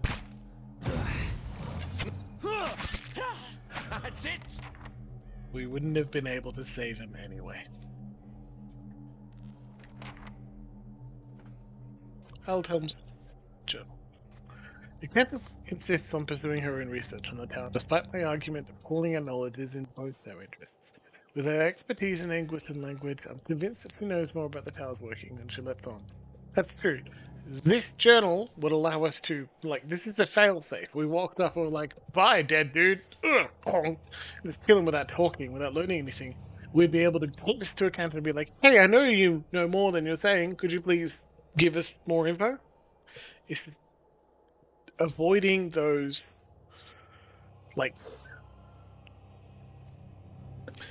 avoiding the you can't win this game anymore scenarios.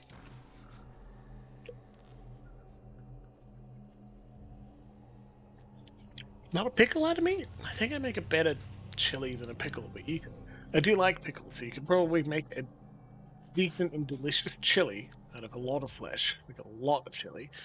You can get a steak or two too out of a haunch. And then put me on a bun with pickles.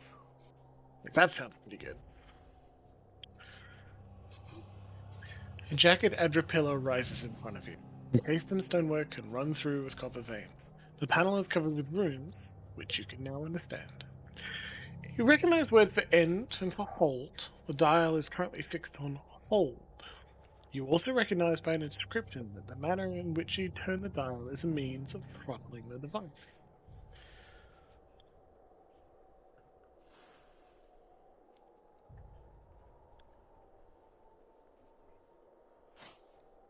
You're turning me into jerky. Hey guys, this is a very quick choice. We don't have a long series of dialogue choices to figure out exactly anything more. We've got 1 and 2. End or overload. Those are our choices. I'd say 1 minute to choose. Everyone in chat, let's do it. This would be a terrible risotto. I'm not... Yeah. Vote for Glory for overload the device. Remember, overloading device destroys the machine.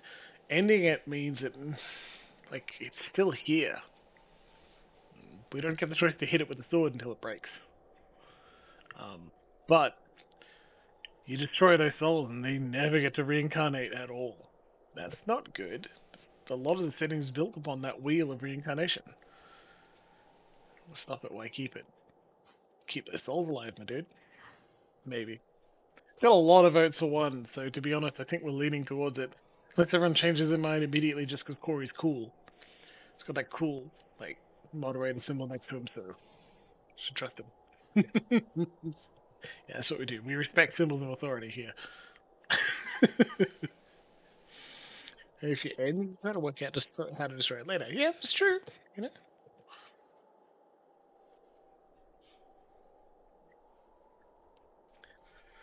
Well, it looks like we're pretty well intense.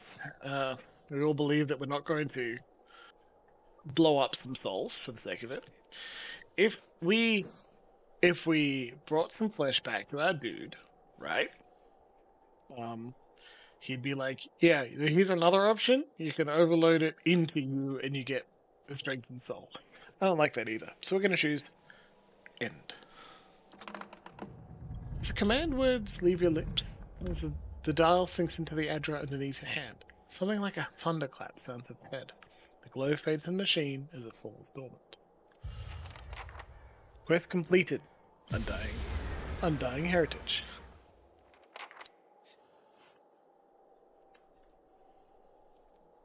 Now, what did Satan do to deserve being killed? How may I help? All right, then. Leave. Oh. Make it look see. This is Shin Megami Tensei, right, Mako?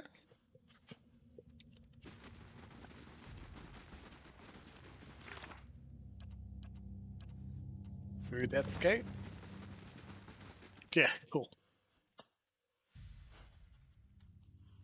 It's a good place, at least on this end.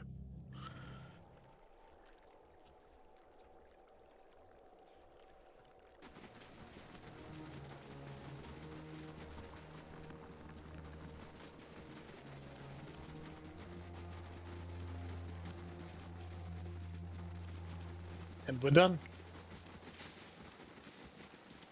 Welcome. The tower, it's off.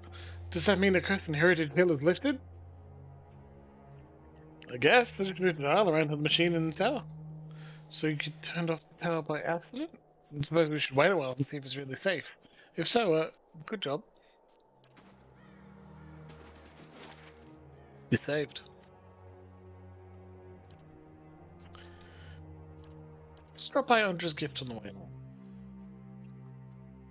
We have some missing people to investigate. See if we can find them. Good spot to think about what the wrong choice would have been to take Zombie Man the child. Yeah, that would be bad. Don't do that.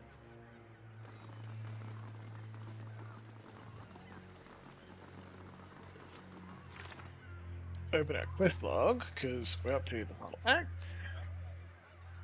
And it was the spraying actor, so Andra's gift frequents the brothel. We know where that is. Yep.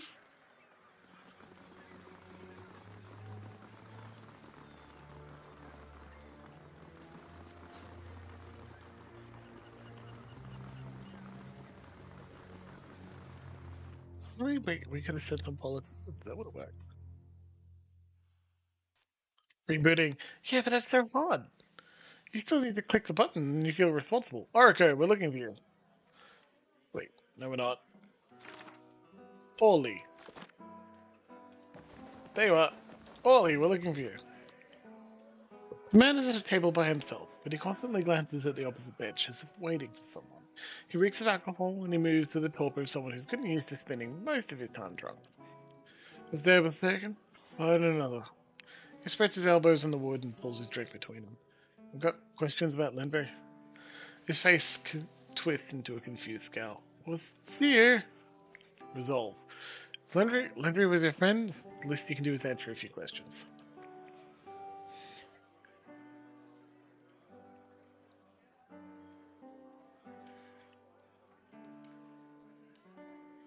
But I can't head slam.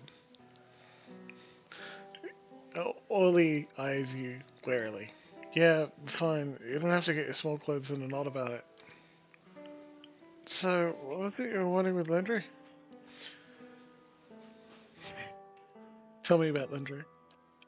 He spent most of his time with Rankin Ridley. It tells you enough, doesn't it? It takes a gulp of his drink and shrugs. He didn't divulge the details, and I didn't ask. They had a working man's hands and a working man's taste for drink. When and where did you last see Landry? Right here, getting drinks with me. He slaps a spot on the bench. Just like we have every night for the last 5 years. I couldn't actually tell you much about him. Yeah, you prefer it that way. He frowns at the rough wood grain of the table. It's probably why we got on so well. Plenty of things we didn't talk about. Anyway, I remember that night, because he said things were finally turning up around. He was going to find a city job and clean up and have another crack at a respectable life. I told him that in that case, he could buy the drinks. He traces the room with his cup. When she showed up. She? Who's this woman you're talking about? A sly smile stretches across his face. A real fancy lady. Name's Lumdala. He taps his head. I don't remember much these days, but I remember her. Usually you have to pay a lot's copper to spend time with a woman like that. With $1. He shakes his head. She's fallen over Landry that night. Left with him too. Captain! Why are you yelling? Are you yelling, cat? Where did Landry and Lumdala go? The gruff laugh rattles his throat. She said they were going on to see some really performance. If you ask me, they had their own plans to perform that night. He makes an obscene gesture and grins. She just said they had to pick something up for the house in Copland first, some cozy little place by the Northern Gate. He picks up his cup. Yeah, but a drunk like me knows what that means. Captain owes you a knife, Mako?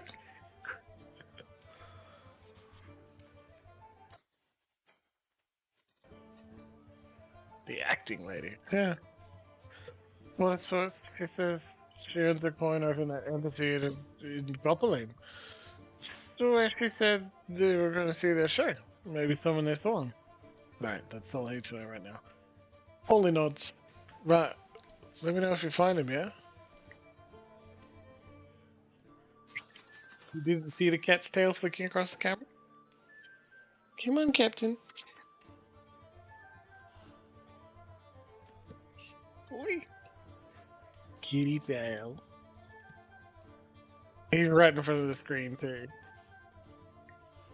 Because that boss owes me around if he's found a good life. Marvel, have you jumped off your chair and you need help again? No, you can't get on my lap. Come on. Come on, pup. We got main plot to get through. You're gonna settle for tonight, okay, girl? Good dog. Good girl. I gave Captain a good pat and a kiss. He wants to keep yelling and running around. And that's fine. Hey, That's what cats are for, isn't it? Causing trouble, meowing lots, eating cat food. Marvel, you'll fall off your chair. You don't settle. Gotta be careful, dog. all right then. Alright, let's get out of here. Come on. You must gather your party before venturing forth. Classic.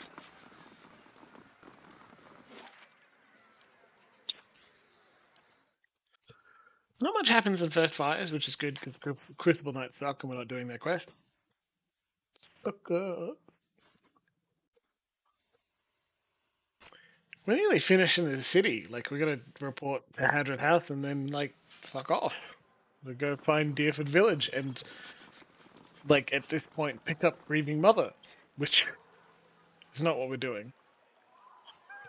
Right? Because we've already got a... We will go to Deerford Village, though. Marvel, lie down. Come on. Come on. You can't just complain for no reason. It's not fair. Flip the dog. Right. Sorry, everybody. Red-faced young man approaches you. He appears livid and stammers as he speaks. You killed my beloved. Well, this will not stand. It's possible I kill a lot of people. The man's face darkens and he snarls. Dana and I were to be wed. You will pay for your insolence. Guys, I don't want to be a jerk, but I do not remember Dana. Thanks, Justicia. I like that you're helping in this time of need. Where the person attacking me out of nowhere has turned. And you guys are just fine with it. It's a bit of a tough nut to crack, isn't he? Or not? Is that the problem is solved when you shoot it?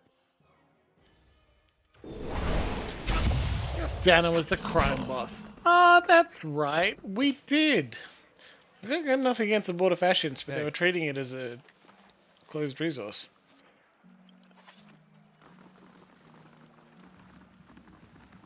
Funny that we didn't lose more reputation than past Dominel, because, like, maybe their head is so much already that we can't get any worse. Down to the ground, it's awful. A lot of innocent people here. And we certainly dealt with one of the worst places in the city. Did you get him the dagger?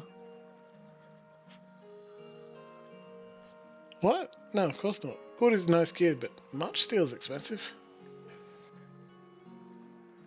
He'd probably cut his fingers off anyway.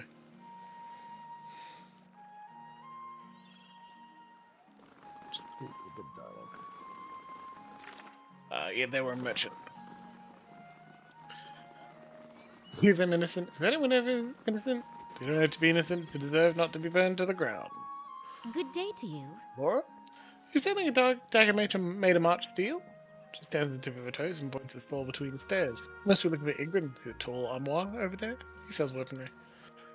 I hear your sister's going with him. Laura's voice drops to whisper. I didn't think anyone would help me. When Cora disappeared, I tried Dunreed Row, the Crystal Knights, even the dozens here. Points at some of the large building behind her. No one had time to look for a missing girl then.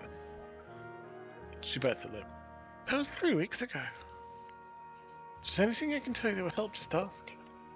Alright, tell me about Cora. She's my younger sister, always had a head full of dreams. She was convinced that there was something special waiting for her. She'd be remembered and happy and important. Laura shakes her head. She's got plenty of heart, but not the commitment to match. Oh, when she got that theatre job, I thought she was about to turn around. Theatre job. What was Cora doing around the time she disappeared? She'd just gotten into this acting trip called the Laura's brows knit. You know this. Concentrate. The Revel of Stars. That's it. She was pretty inexperienced, or I hesitate. I think that's why she was so excited to get a role. I'm afraid I don't know anything else about it. When and where did you last see your sister? She was at our house getting ready for a big performance. That was 3 weeks ago.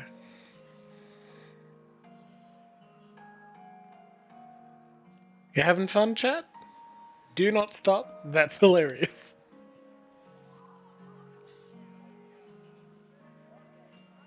Did you see Cora with anyone when she disappeared? She is very sociable. She's always enjoyed crowds. I'm afraid I can't narrow it down beyond that. That's all I need to know right now. Laura puts both her hands over her heart.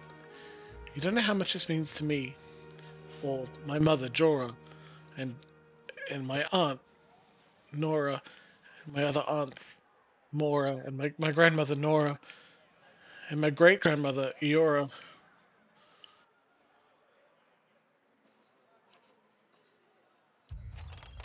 Question Lumdala in Popolane. Dun dun dun dun. Taxes collected.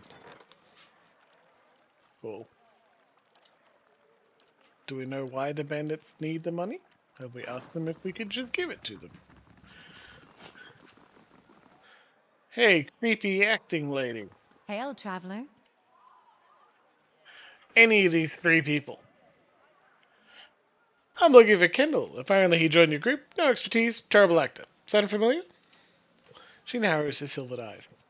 I'm not sure who this Kendall is, or why he would malign our talent, but rest assured that we have a process provoking a satisfying performance from even the most inexperienced players. I suppose I can spare a moment for a fan. Alright, I was wondering if a woman named Cora was part of her group? I can't say I recognize the name. She suddenly seems focused on the length of her fingernails. You can remember lines from a play, but not the name of a fellow actor. My work requires great focus and attention. She flicked her fingertips in frustration. I don't have time to memorize the name of every ingenue who joins our troupe for a week. Early said his friend Landry was last seen with you. Lumdala lets out a big laugh. That drunken Ondra's gift, men flatter themselves when it comes to the attentions of a beautiful woman. The pallid knight herself walked into that bar, could waltz into that bar, and who believed she was there to sit on his lap and listen to boring stories? The pallid knight, the pallid knight.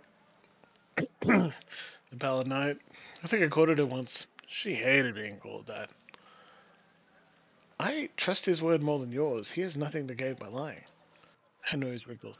Nothing to gain but a little tavern hall admiration. The men there compete with tales of conquest they can only dream of. But you clearly found his performance convincing enough. Aye, I thought I saw it. Now to be trusted. Surely there's somebody else you could ask her about all this. I'm but a humble actor.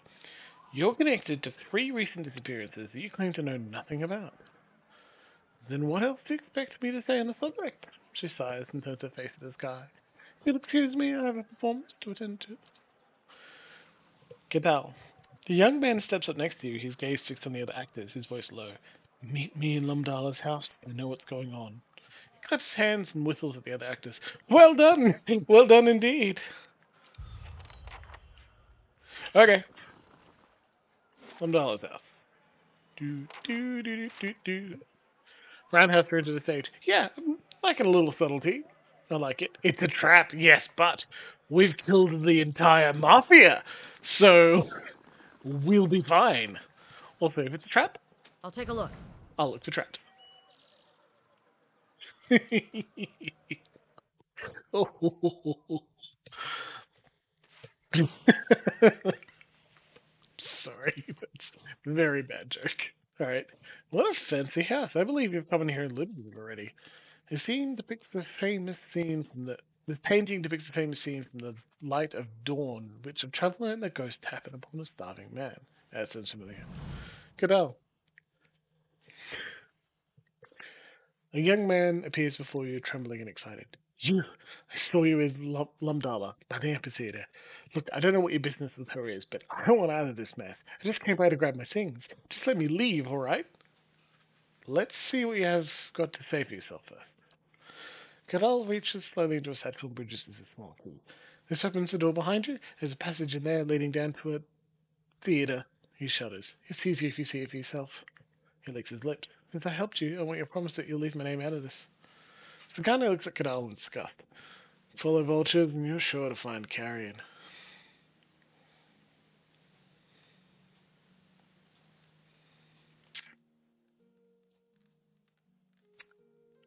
I don't mention anybody.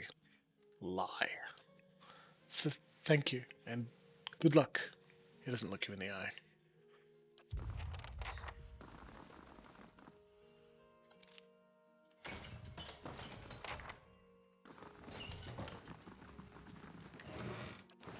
Loot.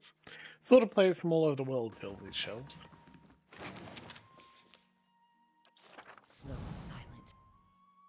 The work of a moment. I love money. Some armor. Great sword. Due process. And, like, Roundhouse kicks him into the stage. Well, this is bad.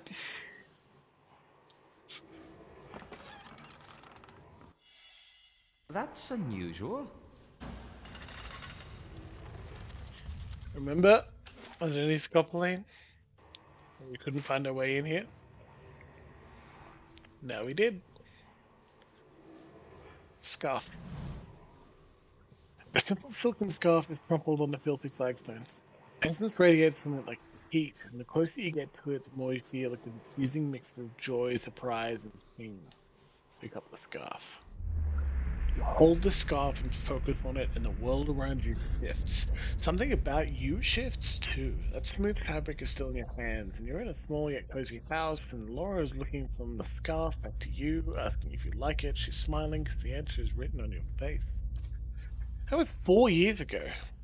You still wear the scarf on days like today.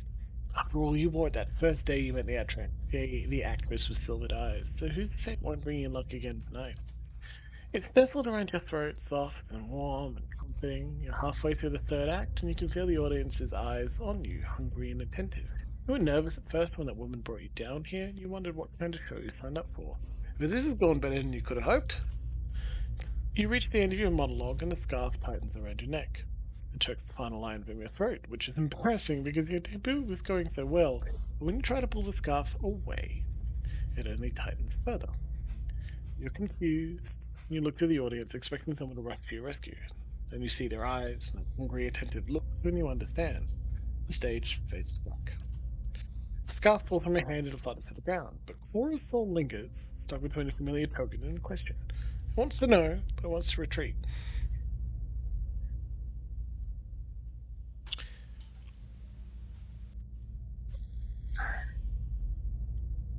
A lot of these options are really awful. right? I'm with Neko. 1 and 4 looks good. It was a tragedy, and it was an injustice. And 4, you will be reborn in some way. And reminder of that is good. And Maker's got a bit of a point. Feels like a misery congress sometimes. Yeah, it sure does.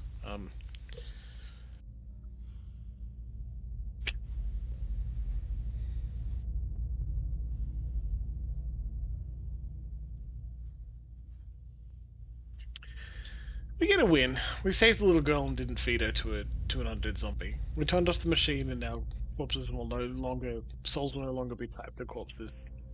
People going hungry for the rest of their lives, slowly losing their mind. It could be worse. Is all I'm saying. I like that. I like the grim darkened places. Weirdly enough, seems to be related because I can't do it myself. Try and run this as a role playing game myself, as a tabletop, as a GM. You'd get down here and the people are going missing and they're forced to be audience members, and the first one is about to go wrong, and you save them just in time. And that's good. That feels good. Keeps the stakes a little low at times. I'm not accused, but I'm politely reminded that I have this bad habit of lowering the stakes in adventure paths as well. It makes things seem less terrible. But then again, descended to a bonus, which I finished last fortnight. So woo! 3 cheers to all the players there. That's fantastic. Glad to have them along. The whole thing was awful. Every fucking zone you go to was just filled with misery and terribleness every time. And I hated running that. Choose 4. It's my choice. You had your sister's love and the courage to follow your dreams. Take comfort in that as you find your way to the next life. The soul glows with warmth before fading back into the fabric of the scarf. Glendala emerges from the shadows, her silvered eyes glowing in the darkness. Well, if it isn't our friend from Dinard Row. You're a monster. How could you do this to these people?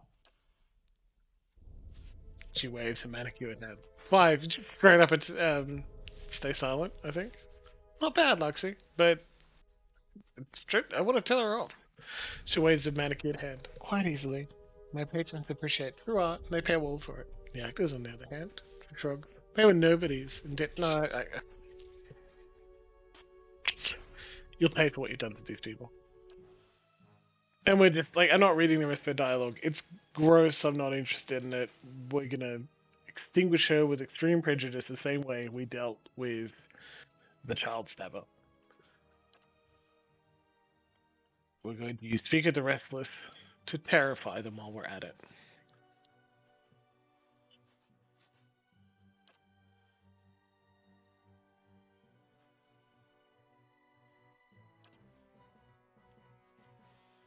Smite, and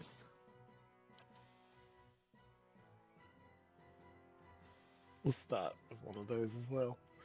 Sounds like all our tanks are on the back line. What did I get?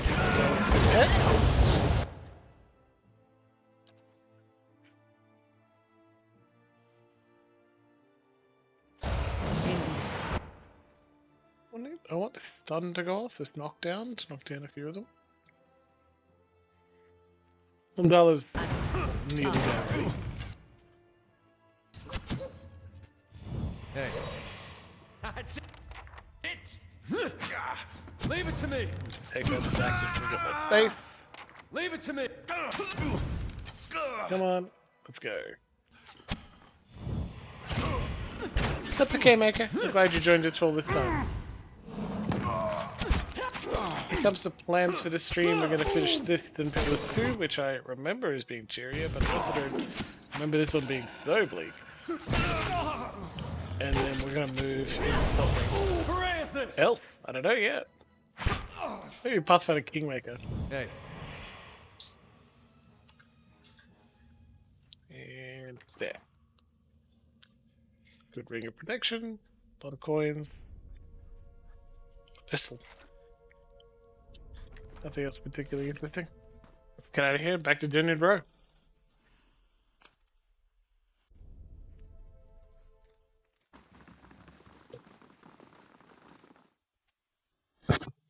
Creepy actors. Can't trust them. I mean, Hendo, that's not a bad choice. But I don't know if I have a whole lot to say about Stardew. Hey, Allah, can I, talk to your, you know, your friend? What is it about Isilmir? I'm right here, you know. No, you're both great. It's just, well, I feel like I don't get to spend as much time with her, and she's just so funny. I mean, some of the things she says are not nearly as funny when you've been hearing them for 50 years. Well, that's it. Back to Brackenbury. Which got for Kitty. Yeah, I do like Stardew. I don't have a whole lot to say about it other than like, here's what we're doing. We're now farming. We could argue in chat about which person I'm going to. Can I make her? Glad to have you along, sincerely. And like, Well met, friend. Kyria, excuse me, but I've been looking for you. You're the one that's lifted the curse in Heroes Hotel. Like 20 minutes ago. My lady, which is some random anonymous, has entrusted me with bringing you this pistol. It belonged to a dear friend of hers who was lost to the curse. For your part in reclaiming Heritage Hill, my lady wishes for you to have it. Here, may it serve you well in battle. Thank you. You, sir? You were quite welcome, said Garam's spark. I must be off. That was odd. At least some or part of the city recognizes that we did something and thanks us for it. 23 to 32, so it's a strict damage downgrade. But at 10 accuracy granted to an ally attacking the same target, that's pretty good. Maybe if we enchanted it to be fine. There you go.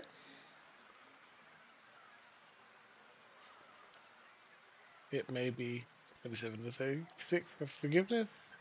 27 to 36 for save camera stock. Now make it a little more powerful. Yes, again. Can't dual wield pistols. Not when they're flintlocks. Yeah, bit of a damage upgrade. We shoot lightning damage with flame shadows. It's pretty cool. Chanting, spitting fire, casting magic with your words, also shooting with gun. Pretty cool.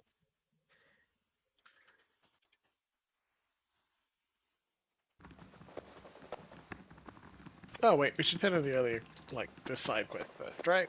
It's just how this goes.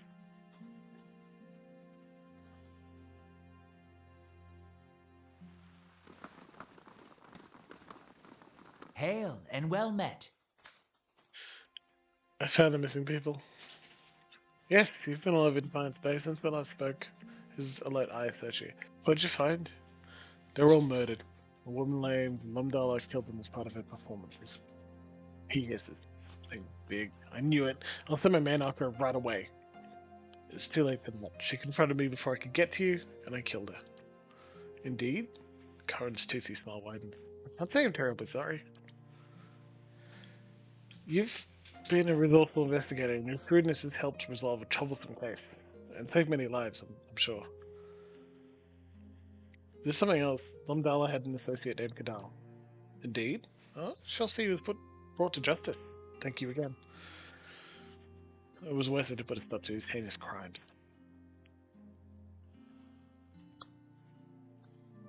Karen grins. I appreciate your zeal. Take this as payment for your services. No. Thank you for your generosity. Thank you for your help. Neither Dunnard Row nor I will forget this. Farewell. Bunch of experience. 3,000 copper. Some more reputation with Defiance Bay. Worth it. Sorry, I can do a bit too fast. I don't know, it felt weird. Like, I don't like that something awful has happened. I'm glad we could stop it. I was looking for a little bit more to feel talk. Not let the rest in. How fares your search? There's something I can tell you about the Leaden Keys operations, actually. That's right.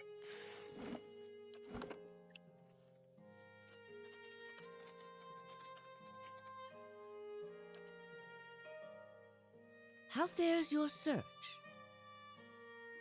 There's something I can tell you about the Lynn Key's operations. Well, let's hear it. I found Theos in Brackenbury's Sanitarium impersonating a patient. He was trying to damage the public's opinion of animancy. Forgive me, it is unlike Theos to leave witnesses. He must be furious. Her eyebrows raised, two painted lines of a barren, flowing skin. Her forehead had a lattice of wrinkles upon wrinkles. Corner of her mouth. He did not aid you as you'd hoped, I take it? Well, take heart. With any luck, when he has finished his business, he will surely come and find you again, if only to kill you while you sleep. Yay! This news of yours makes sense, of course. To dabble in animancy is to puzzle over the secrets of the gods. This would not be the Leaden Key's first action against it. But if this is connected to their other activities, we may be in for something on a much larger scale. If we can learn more about their goals and methods, perhaps we can get the palace behind us. With Avar's support, we may be able to put a stop to this. Ava Wolfgren, the Duke of Defiance Bay. The Inquisitive Tower in Heritage Hill contains an ancient machine that can control the flow of souls. The Leaden Key activated it. This is troubling. That civilization seems to have known more about the mechanics of souls than anyone since. The Leaden Key was born in that period. It may be that Theos has full knowledge of their technology. The applications of this machine you speak of, I don't want to think about it. That isn't enough to take to the Duke, but we're close. Avar Wolfgren is a cautious man. He will want to know everything possible before being moved to action. That's all. Oh well. So I saved before it because at some points, I think it was an earlier I first release of the game, the next part can be triggered by dealing with 2 of those threads instead of 3, and you can't avoid it. And I was like, if that's the case, if it kicks off the next part of the plot and we can't complete everything we want to do, I wouldn't want to go forward. So where are we going now? Last? Give the honors. Guess we'll keep it. Oh, okay. Yeah, we're not doing that though. Send it a face, that's something good, long hunt. Like all these are side quests. That's a side quest as well. Head home to Death's Gate. Go to Deerford Village. We gotta leave Defiance Bay. We've been here for like 4 and most of an episode, so nearly 5 episodes. Time to leave the first city. Where are we going? Other than home. Because we're gonna talk to some companions at home. And we're gonna change our party a little bit because I want to bring Durance back for our trip to Deerford Village. I know. I know. I feel everyone's reticent. Stones and the spirits in this place have begun to heal.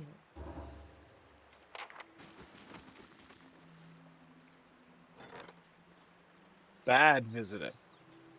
Wanted criminal by the name Neri the Deft Hand has arrived at the stronghold seeking aid in fleeing the Deerwood.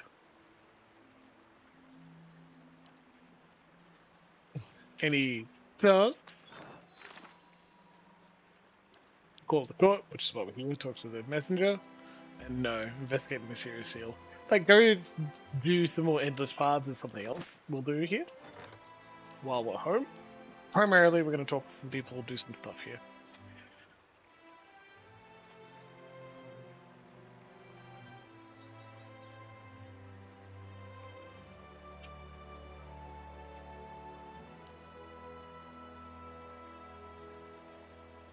I think we will build a training ground.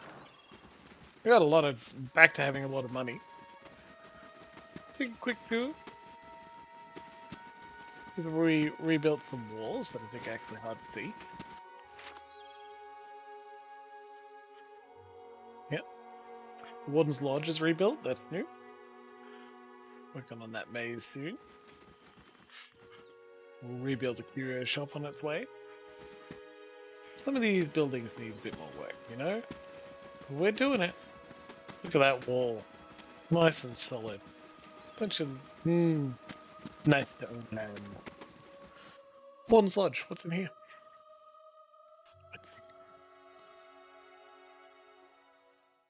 Can we get bounties? That's what we're doing! You hear about the bounties? One glass eye and several teeth are missing on this pulled ahead. This field journal contains sketches of Admeth's wort, deercap, and other common plants. Stealing your fruit! Hail Wouldn't and feel well good. met. Grizzled old man takes a puff from his pipe and nods at you. I was wondering when you'd be dropping by. Kids around here have been hit with more than their share of trouble of late. Onto my ear and bounty offers. Figured at least one of these might interest someone with your skills. What are the recent bounties, Warden? Now I ought to warn you, there's a reason these bounties are still on offer. These are tough bastards, every one of them. If you're not up to it now, feel free to come back when you're better prepared. Continue. In the meantime, here's a good batch to start us off. There's a standing bounty on Sly Cyrodiil's head, of course. Then there's a forest lurker haunting the traders. Then there's Ogre Shaman. Should fetch a good price. Last one up is War Chief Ikla. Tell me about Sly Cyrodiil. His bounty comes all the way from New Hamer. Sly Cyrodiil and some of his accomplices have escaped the prison there and killed two justiciars on the way out. The guards are itching after some revenge.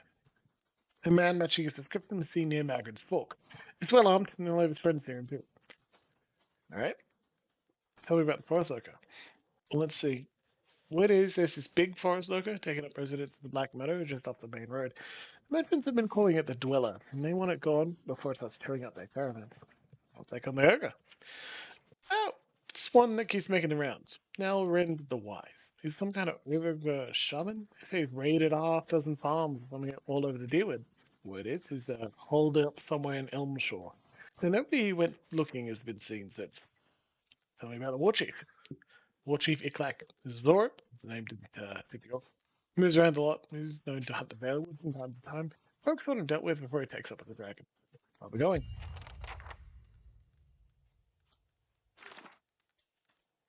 Bonk, 4 tasks to go through.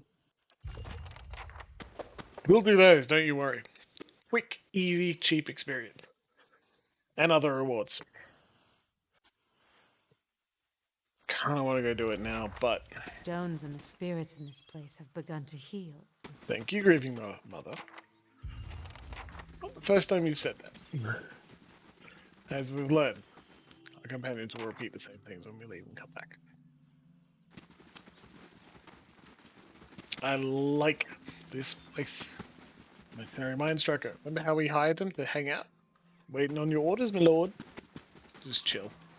Warden of the Wilds, what do you do? Everything seems to be in order. Blooded Thug, something you want? Gold back knight. Paladin type you can actually be. Everything seems to be in order. Something you want? Bright Hollow.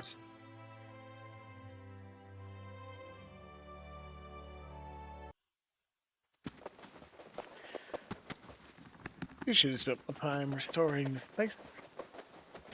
Whoops. It's alright, we're on it. We can, and we will.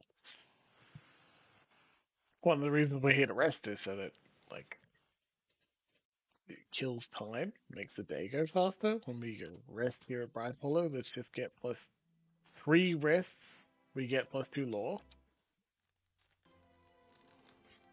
I look at Sagani, yes please.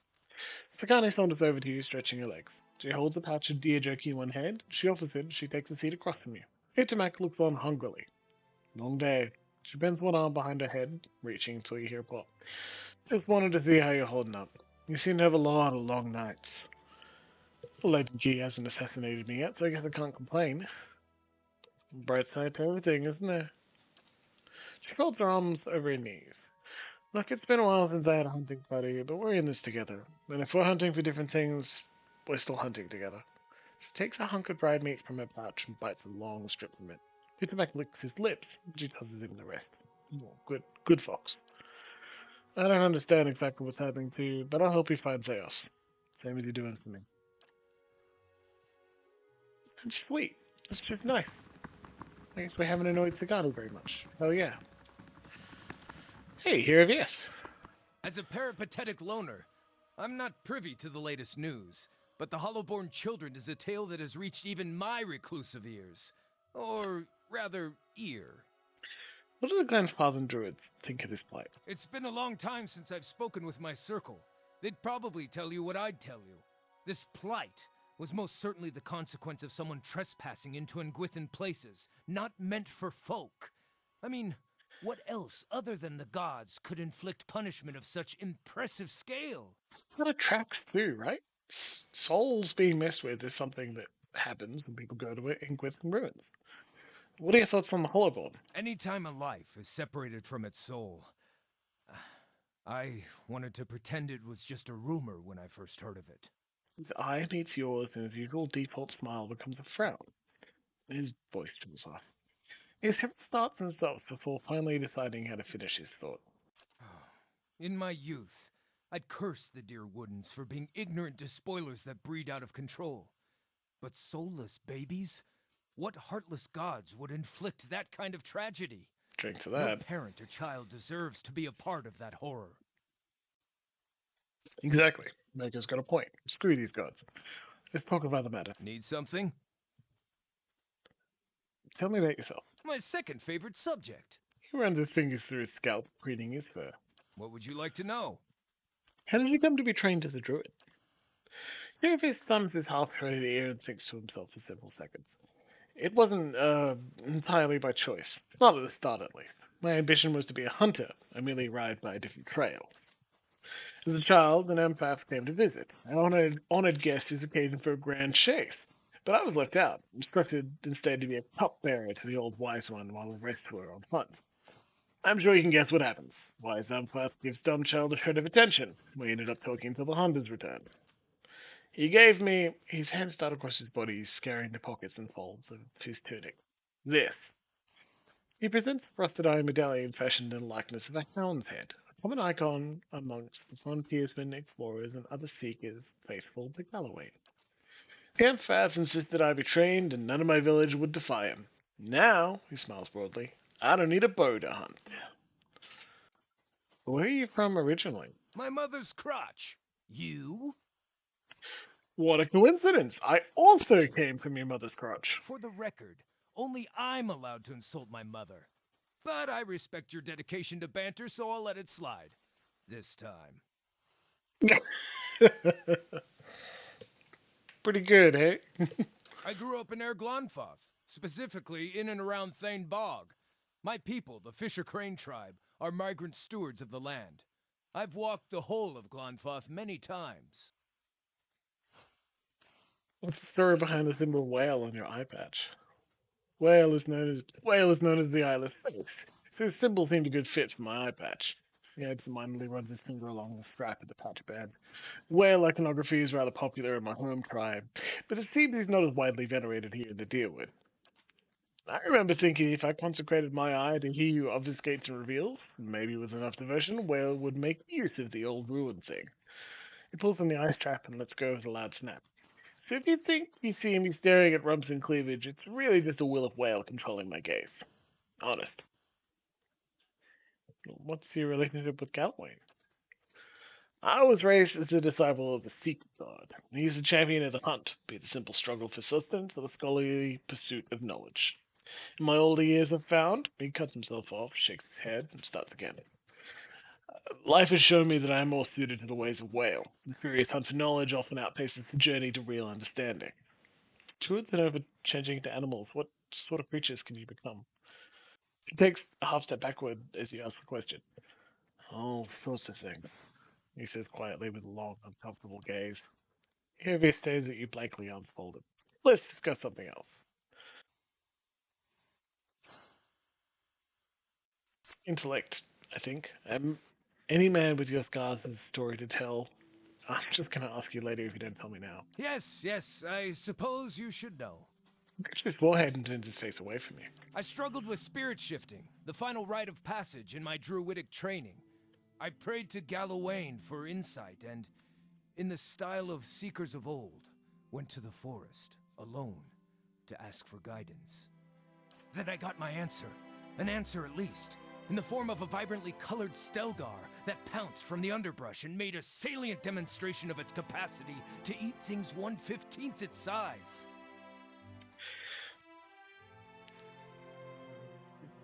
As awful as that sounds, what an amazing rite of passage. Free's pretty funny though. Well, Oh, you actually meant that. Thanks. See? My kin didn't find anything positive about this tale. He blushes and looks down at his feet with a smirk. As the beast was lopping off bits of my handsomeness, I remember trying to fight back, swinging with arms too short to reach. I felt I had the energy for one last swipe at the beast's nose, and when I lashed out with a punch, my arm felt twice as massive, and my fingers sprouted talons. In a rush of power, I shifted into a mirror of my assailant. Apparently, he couldn't pick on someone his own size. By the battle's end, his severed arm was in my maw. The beast limped away in defeat. It's quite an impressive tale. I thought learning the spirit shift would win me some respect. Maybe tap myself in Aderian last with a lust for little men. Alas, I might have been better off staying a novice. When I wandered back to my village, they saw my wounds and asked what happened. I showed them. The name they called my form was the Autumn Stelgar, and his mouth opens, and he hesitates for a long moment before choosing his words. They were not impressed. The Rio of my circle believed that the Autumn Stelgar to be a heinous abomination. It is said that if it eats you, your soul is invariably lost. As this was my first and most intuitive form, they deemed me a carrier of its evil. Even though I never so much as threatened my kin, I was ruled unfit, cast out. Heravius sighs, scratching his scarred face. I don't know what message Galawain was trying to send. The only lesson I learned was that the secret god will punish you for seeking. So you're some kind of soul cannibal? Heravius stares at you with a frown before covering his face in his hands. No, he mutters. At least I think not. I've never actually sat down and eaten an entire person to find out. I'm not that curious to find out. You didn't choose your spirit shifting form? No, he says with a huff. It chose me, or so I imagine. I always assumed I would shift into a stoat. Seems more true to my nature. He points at the embossed pattern of whale on his eye patch. As the obscured teaches, when the answer is inscrutable, one must be content to ponder the question. Were you at least recognized as a proper druid? Sproutforest? No. But I know I passed initiation rite 5 times more perilous than those of any of the kin betrays that insisted I was a failure. Can you learn to spirit shift in something less terrifying? Already can, sometimes do, he says with a beaming smile that quickly returns to a scowl. But the druids in my circle assign great meaning to one's first form. I'll always be unclean to them. Thanks for sharing your story. Well, if you don't know me, you can't trust me. And if you can't trust me, odds are low you'll leap in front of a flying arrow to save my life. It's fun. I've been meaning to visit the druids of Twin Elms to see if they know more about my spirit shift. If our journey takes us there, perhaps they can enlighten me with more information about the Autumn Stelgar. But for now, maybe we can talk about something less depressing? On second thought, some other time will be less depressing. Nah. Tell me more about Galawain the whale. He says you blink with one eye. Oh, not sure what more there is to say on the subject, unless you're itching for a religious debate. No, just tell me more about your thoughts on whale. I came to know whale in earnest in the first year of my exile. I asked myself why Galawain would punish me for asking questions. What just and fair god would punish me for doing as he asks? Questioning why I'd been mauled just drove me mad. At the fight of my worry, I would have dreams where I only saw was my injured eye. My healthy eye became blind in my dreams. He lifts up the eye patch and gently itches the socket, and catch a quick glimpse of the puckered and scarred abscess under the whale-embroidered pouch. So one afternoon, I stitched myself the stylized eye motif on the patch. I like to think of it as my self-initiation rite into the brotherhood of whale. Whale is not an instructive or overbearing deity. He does not freely dispense wisdom and expects all of us to question and explore with our own minds. Whale reminds me that curiosity is being receptive to any and all truths, not hunting for any one answer. Has Whale ever actually spoken directly to you while thinking aside? No, never directly, I says with a smile. Which is as it should be, given what he represents. I especially like how Whale never sends wild beasts to maul me, but maybe I have low expectations for such things. Okay, let's speak of something else. Tell me more about Galloway and Whale. Oh, I'm sorry, Hendo. I have a friend who's the same. Let's ask him about Galloway and move on then. The frown overcomes his face as he ponders his question. Consider it a lapsed devotion. I will always respect the secret god, but he visited ruination on me when all I sought was knowledge, just as he thought it should be. He meshes his fingers together and flexes his digits until the joints pop and click. Galloway left his mark on me. When I see Machete reflection, I'm reminded of his presence. Galloway still inspires my fear. It's not my worth.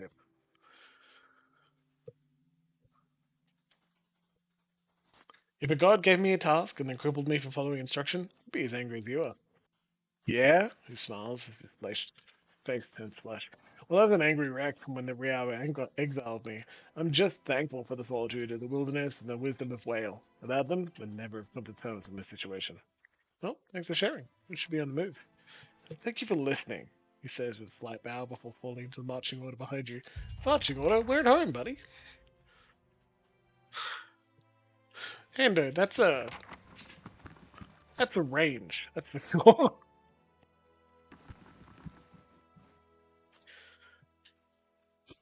Cade Noir is a marvel. An ugly, crumbling marvel, but even so. Yes, marvel.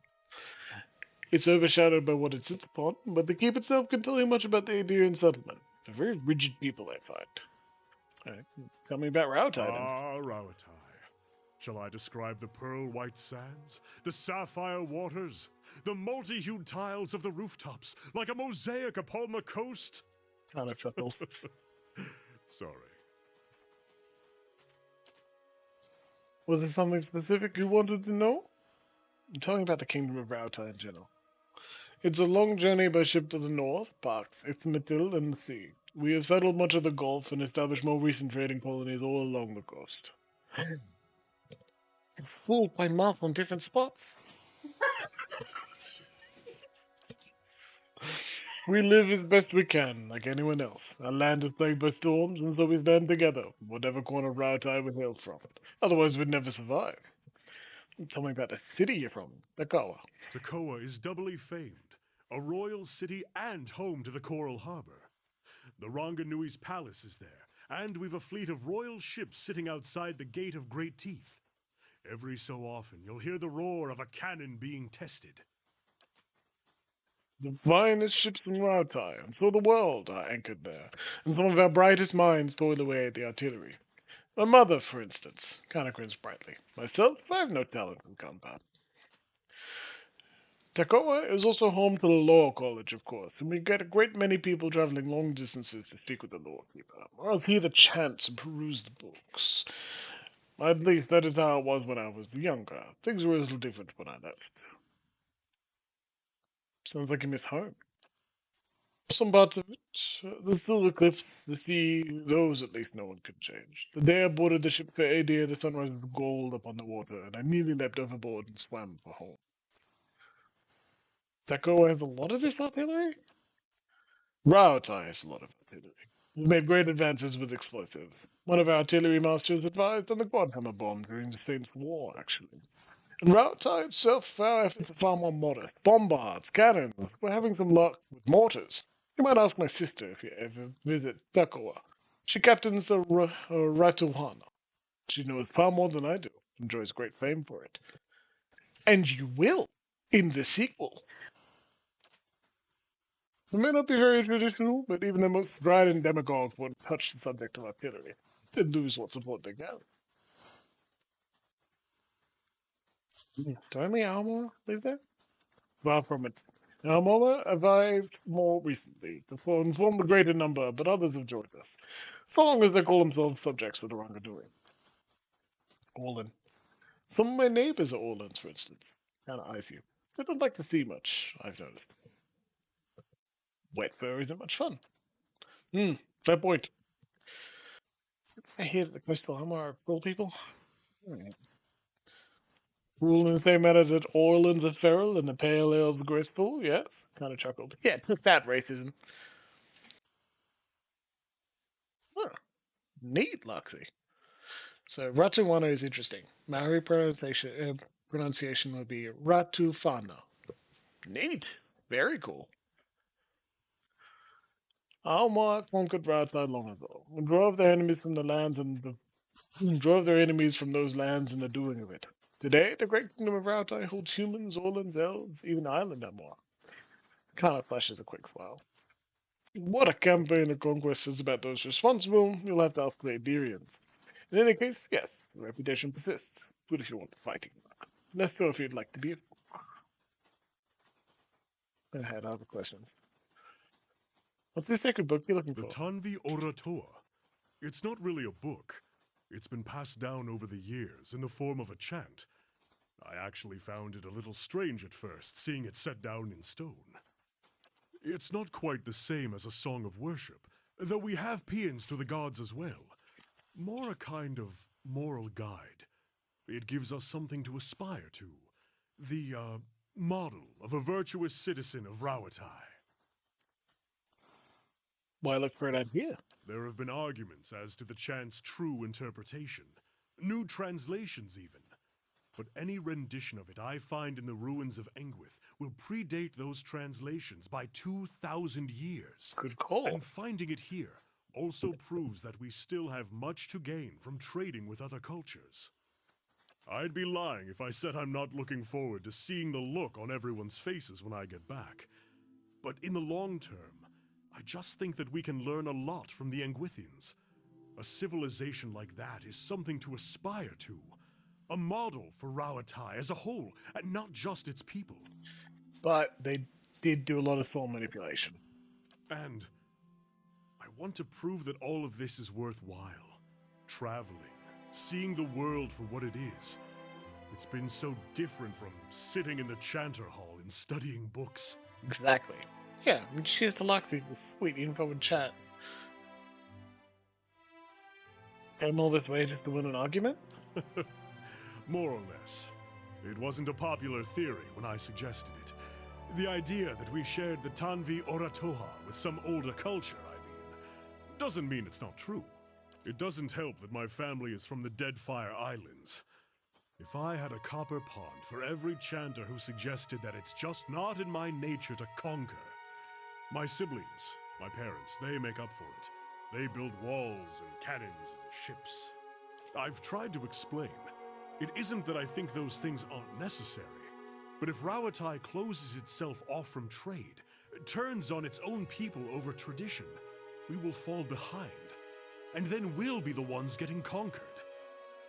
I think my father tries to understand at least. So describe as virtuous citizen. Dutiful, learned, honest. The sticking point is loyal. Loyal to the people of Rauatai above all others. Fearless in their defense and bold in aspiration. Tireless in battle or industry. An inspiration to one's people. Kind of shrugs his shoulder, his broad smile fading. Loyal to the people of Rauatai, and not like the political leader. That's a plus. I like that. But it seems it's not that far a leap from there to the idea that we must cast out foreign influences. Oh, I don't like that. Why don't it have crumbled away by now? Much of Ingwith's writing is lost to us, but an engraving would survive. I found several tablets at the site in Examitol. The scholar Gabranos, in particular, seems to have been fond of writing on the walls.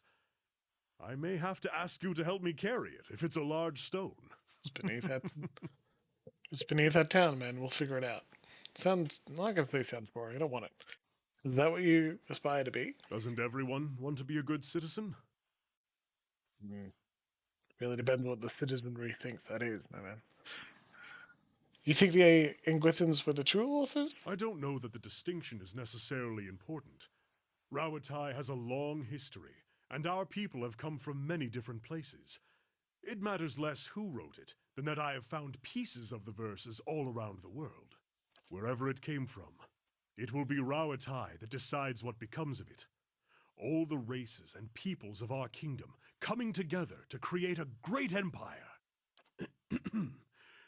You see, then, that I am loyal in my way. He coughs ceaselessly, sheepishly. I had other questions.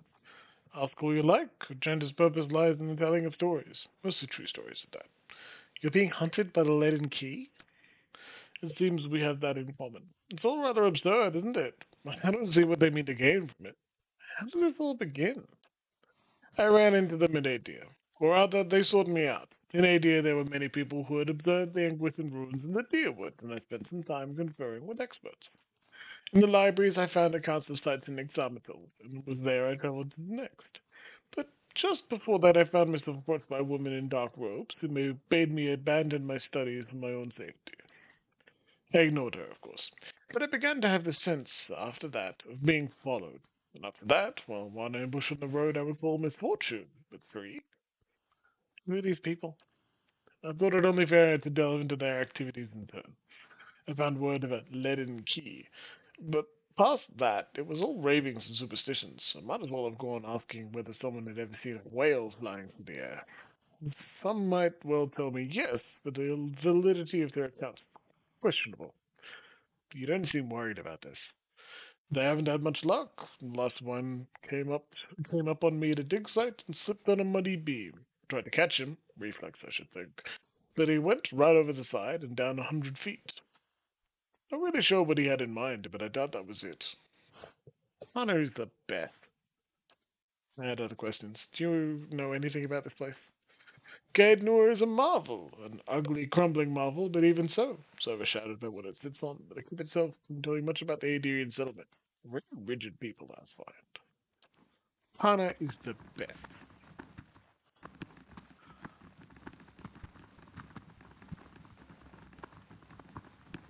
One last person to talk to was Mysterious and Tech Carter. Well, about that, I'm going to leave Palagina and maybe Sagani and take Durance and Kana. When we go delving into Caed Noor, because I promised I'd take him into the endless paths of Odd Noor, and we will. If doubts and curiosity plague you, you're skinning your knuckles on the wrong door. I want to know more about you. He grunts. Tell me more about Ashfall. Durance grunts. You're more curious about it than most of Magrin's faithful. What else can you tell me about Ashfall? What more to tell? Durance frowns, his hand tightening on his staff again, his fingers seeming to sink into the wood. Is one of the greatest fires of Magrin, the High Seed. Some say the blackest. Not of evil, but of ash, all that remains after fire is fed. He pauses. I called it a cathedral before. It's not the full truth of it. More a battlefield. It lies in the heart of the war of black trees, its timbers built from the burnt forest there, each timber blessed by fire in one of Magrin's greatest battles. Many of us helped shape the war effort there, with flames and firearms. What is the cathedral like? Massive, beautiful, blessed by the goddess, flame cannot strike it twice. Durance's eyes travel to his ashen staff, studying the etchings. Beneath, chambers, bellows, and fire pits, and many of the faithful looking for a means to bring fire to the world. Turns his gaze from the staff to you. Guns, explosive, alchemy, all of these are our holy symbols, and we are eager to share. That staff of yours looks like your holy symbol. This? In a way, this is more of what's left behind when flame strikes. If Ashfall is a cathedral propped up and fenced with such sticks, then this stick, well, this is what props me up as I walk the cathedral of my road, to other Ashfalls waiting to be made, perhaps. The wood is taken from the War of Black Trees. Sturdy.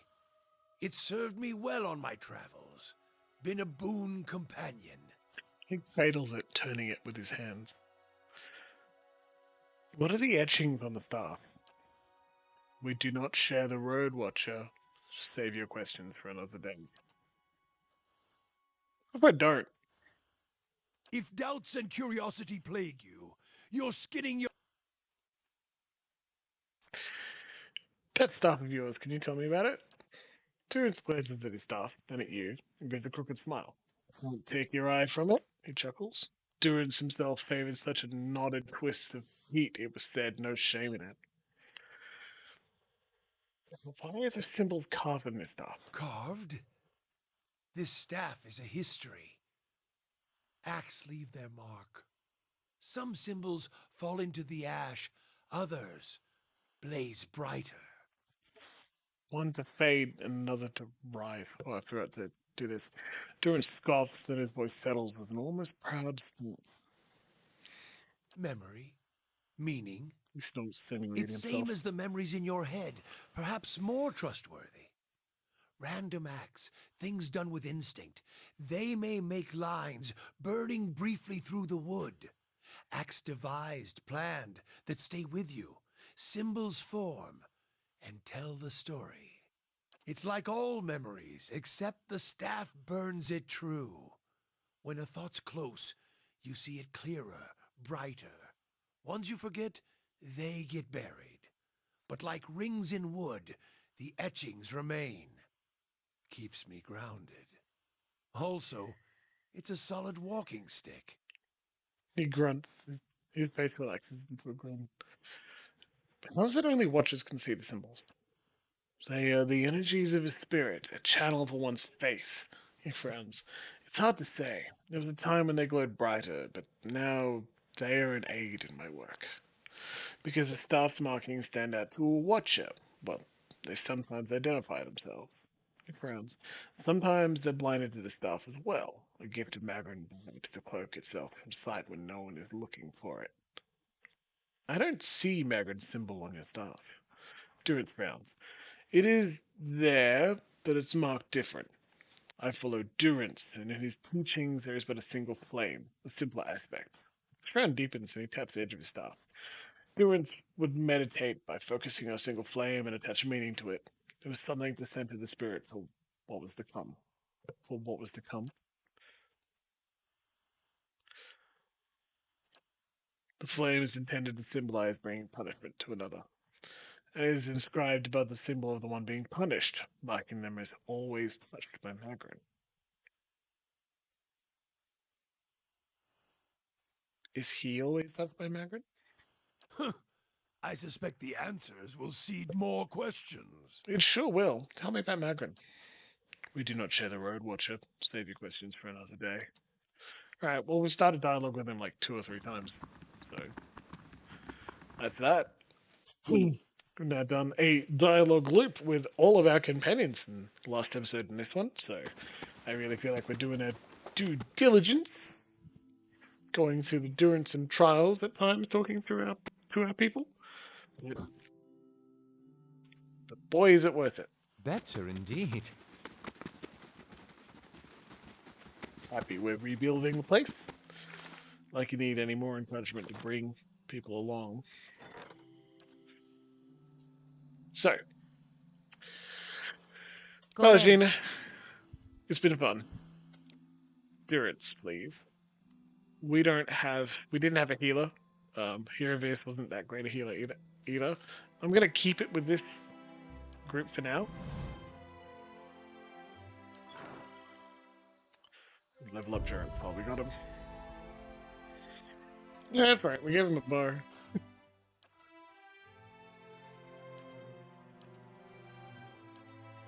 There? No, adjacent enemy. Sword and arquebus. No. Allies gain an accuracy bonus when you use it. We use it a lot. It's a good thing to have.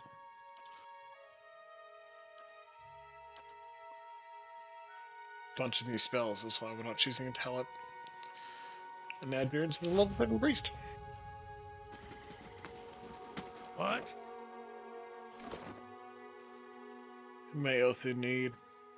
Got a good bow.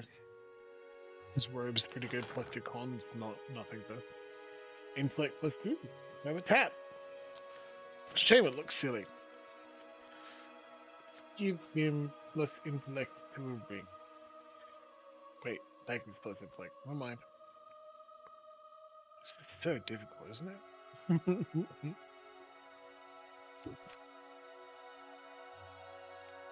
Yeah, that'll do. Extra save. Enough for now. Lovely. I know, we don't like Durance very much. He's certainly more useful than when he was running into melee with the staff and bonking people. but getting another ranged attacker. Neri the deft hand. Name's Neri, begging your pardon, my lord, but I was hoping we could talk. Very well, let's hear it. Call your allies together and motion for the petitioner to step forward. I shouldn't have started this with 1 minute to go, but what a nice way to end tonight's session. So, I might be got myself nicked here and there for a few unsavory deeds. My name's on posters all over Defiance Bay now. Makes it harder to walk about freely, if you get me. So my thinking is, it's time for me to seek out new horizons. Deadfire Archipelago seems nice, don't matter, everyone's here. Only, I could use some help getting there. Not that I'm asking you to do this for free, mind. I picked up a couple things from fellow NO. Not much good to me if I'm caught. I could help you escape. House Terminal positive 3. Well, we're not friends with House Terminal. We give him 1,000 gold, get some items. Perhaps not. You should turn yourself in. Knight to the Crucible. Put in a good word, get a leading sentence. We lie. You dare show your face in my keep? Well, now, I didn't mean no offense. Heard you got a talent for getting things done. We hang crow wolves? No thanks. Cannot help you in this moment. Let's help him escape, right? Highly his tits. That's so generous of you. I'll get myself to the harbour right off. I won't forget this. I owe you one. 1,000 copper for 2 magic... Well, a magic item and a potion. Worth it. Neri clasps her hands together in a grateful gesture and all but jogs out of the hall. It's 1,000 copper, man. To get this person out of a damn stronghold. And we get Cape of the Cheat. Grants escape once per encounter. Immune to engagement. Not bad. And 10% of incoming grazers converted to misses. It's not bad at all, I'd say. Get one of our people who gets hit too often to not get hit at all. 10%. Not a massive, but it helps. Palace Messenger. Greetings, my lord. Oh. I bear an urgent message from Chancellor Warren of Defiance Bay. Request you meet him at your earliest convenience in the Ducal Palace. A claim on Cad Noah has been called into question by the Gaspin family.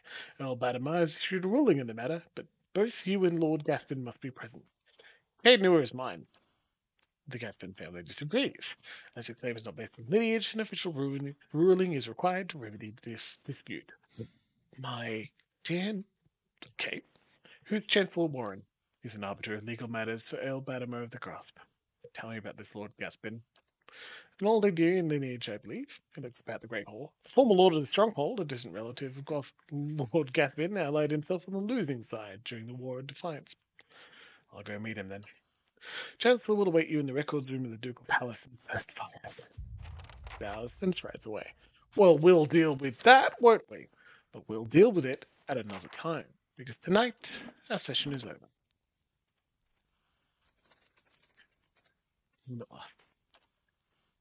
Well, geez, everyone, this was a fun time. Did a bunch of main quests. I really appreciate having your presence, and I really appreciate everyone in the VODs also cheering us on wherever they are in time. And she was off the hook having a good time tonight, so thank you very much for joining us, everybody. I think we will say goodnight, and I'll see you again at 7 o'clock next week. If anyone in the VODs or anyone here as well wants to talk about pillars, you can tweet at me at prof_Jimbles on Twitter. You can leave comments on the YouTube, and you can go see us on Twitch, okay?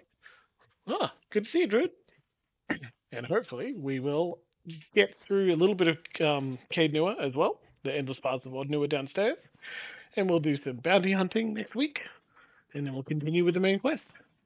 All right, I'll see you then. Good night, everybody. Game, Alt Tab. Stop streaming. Good night.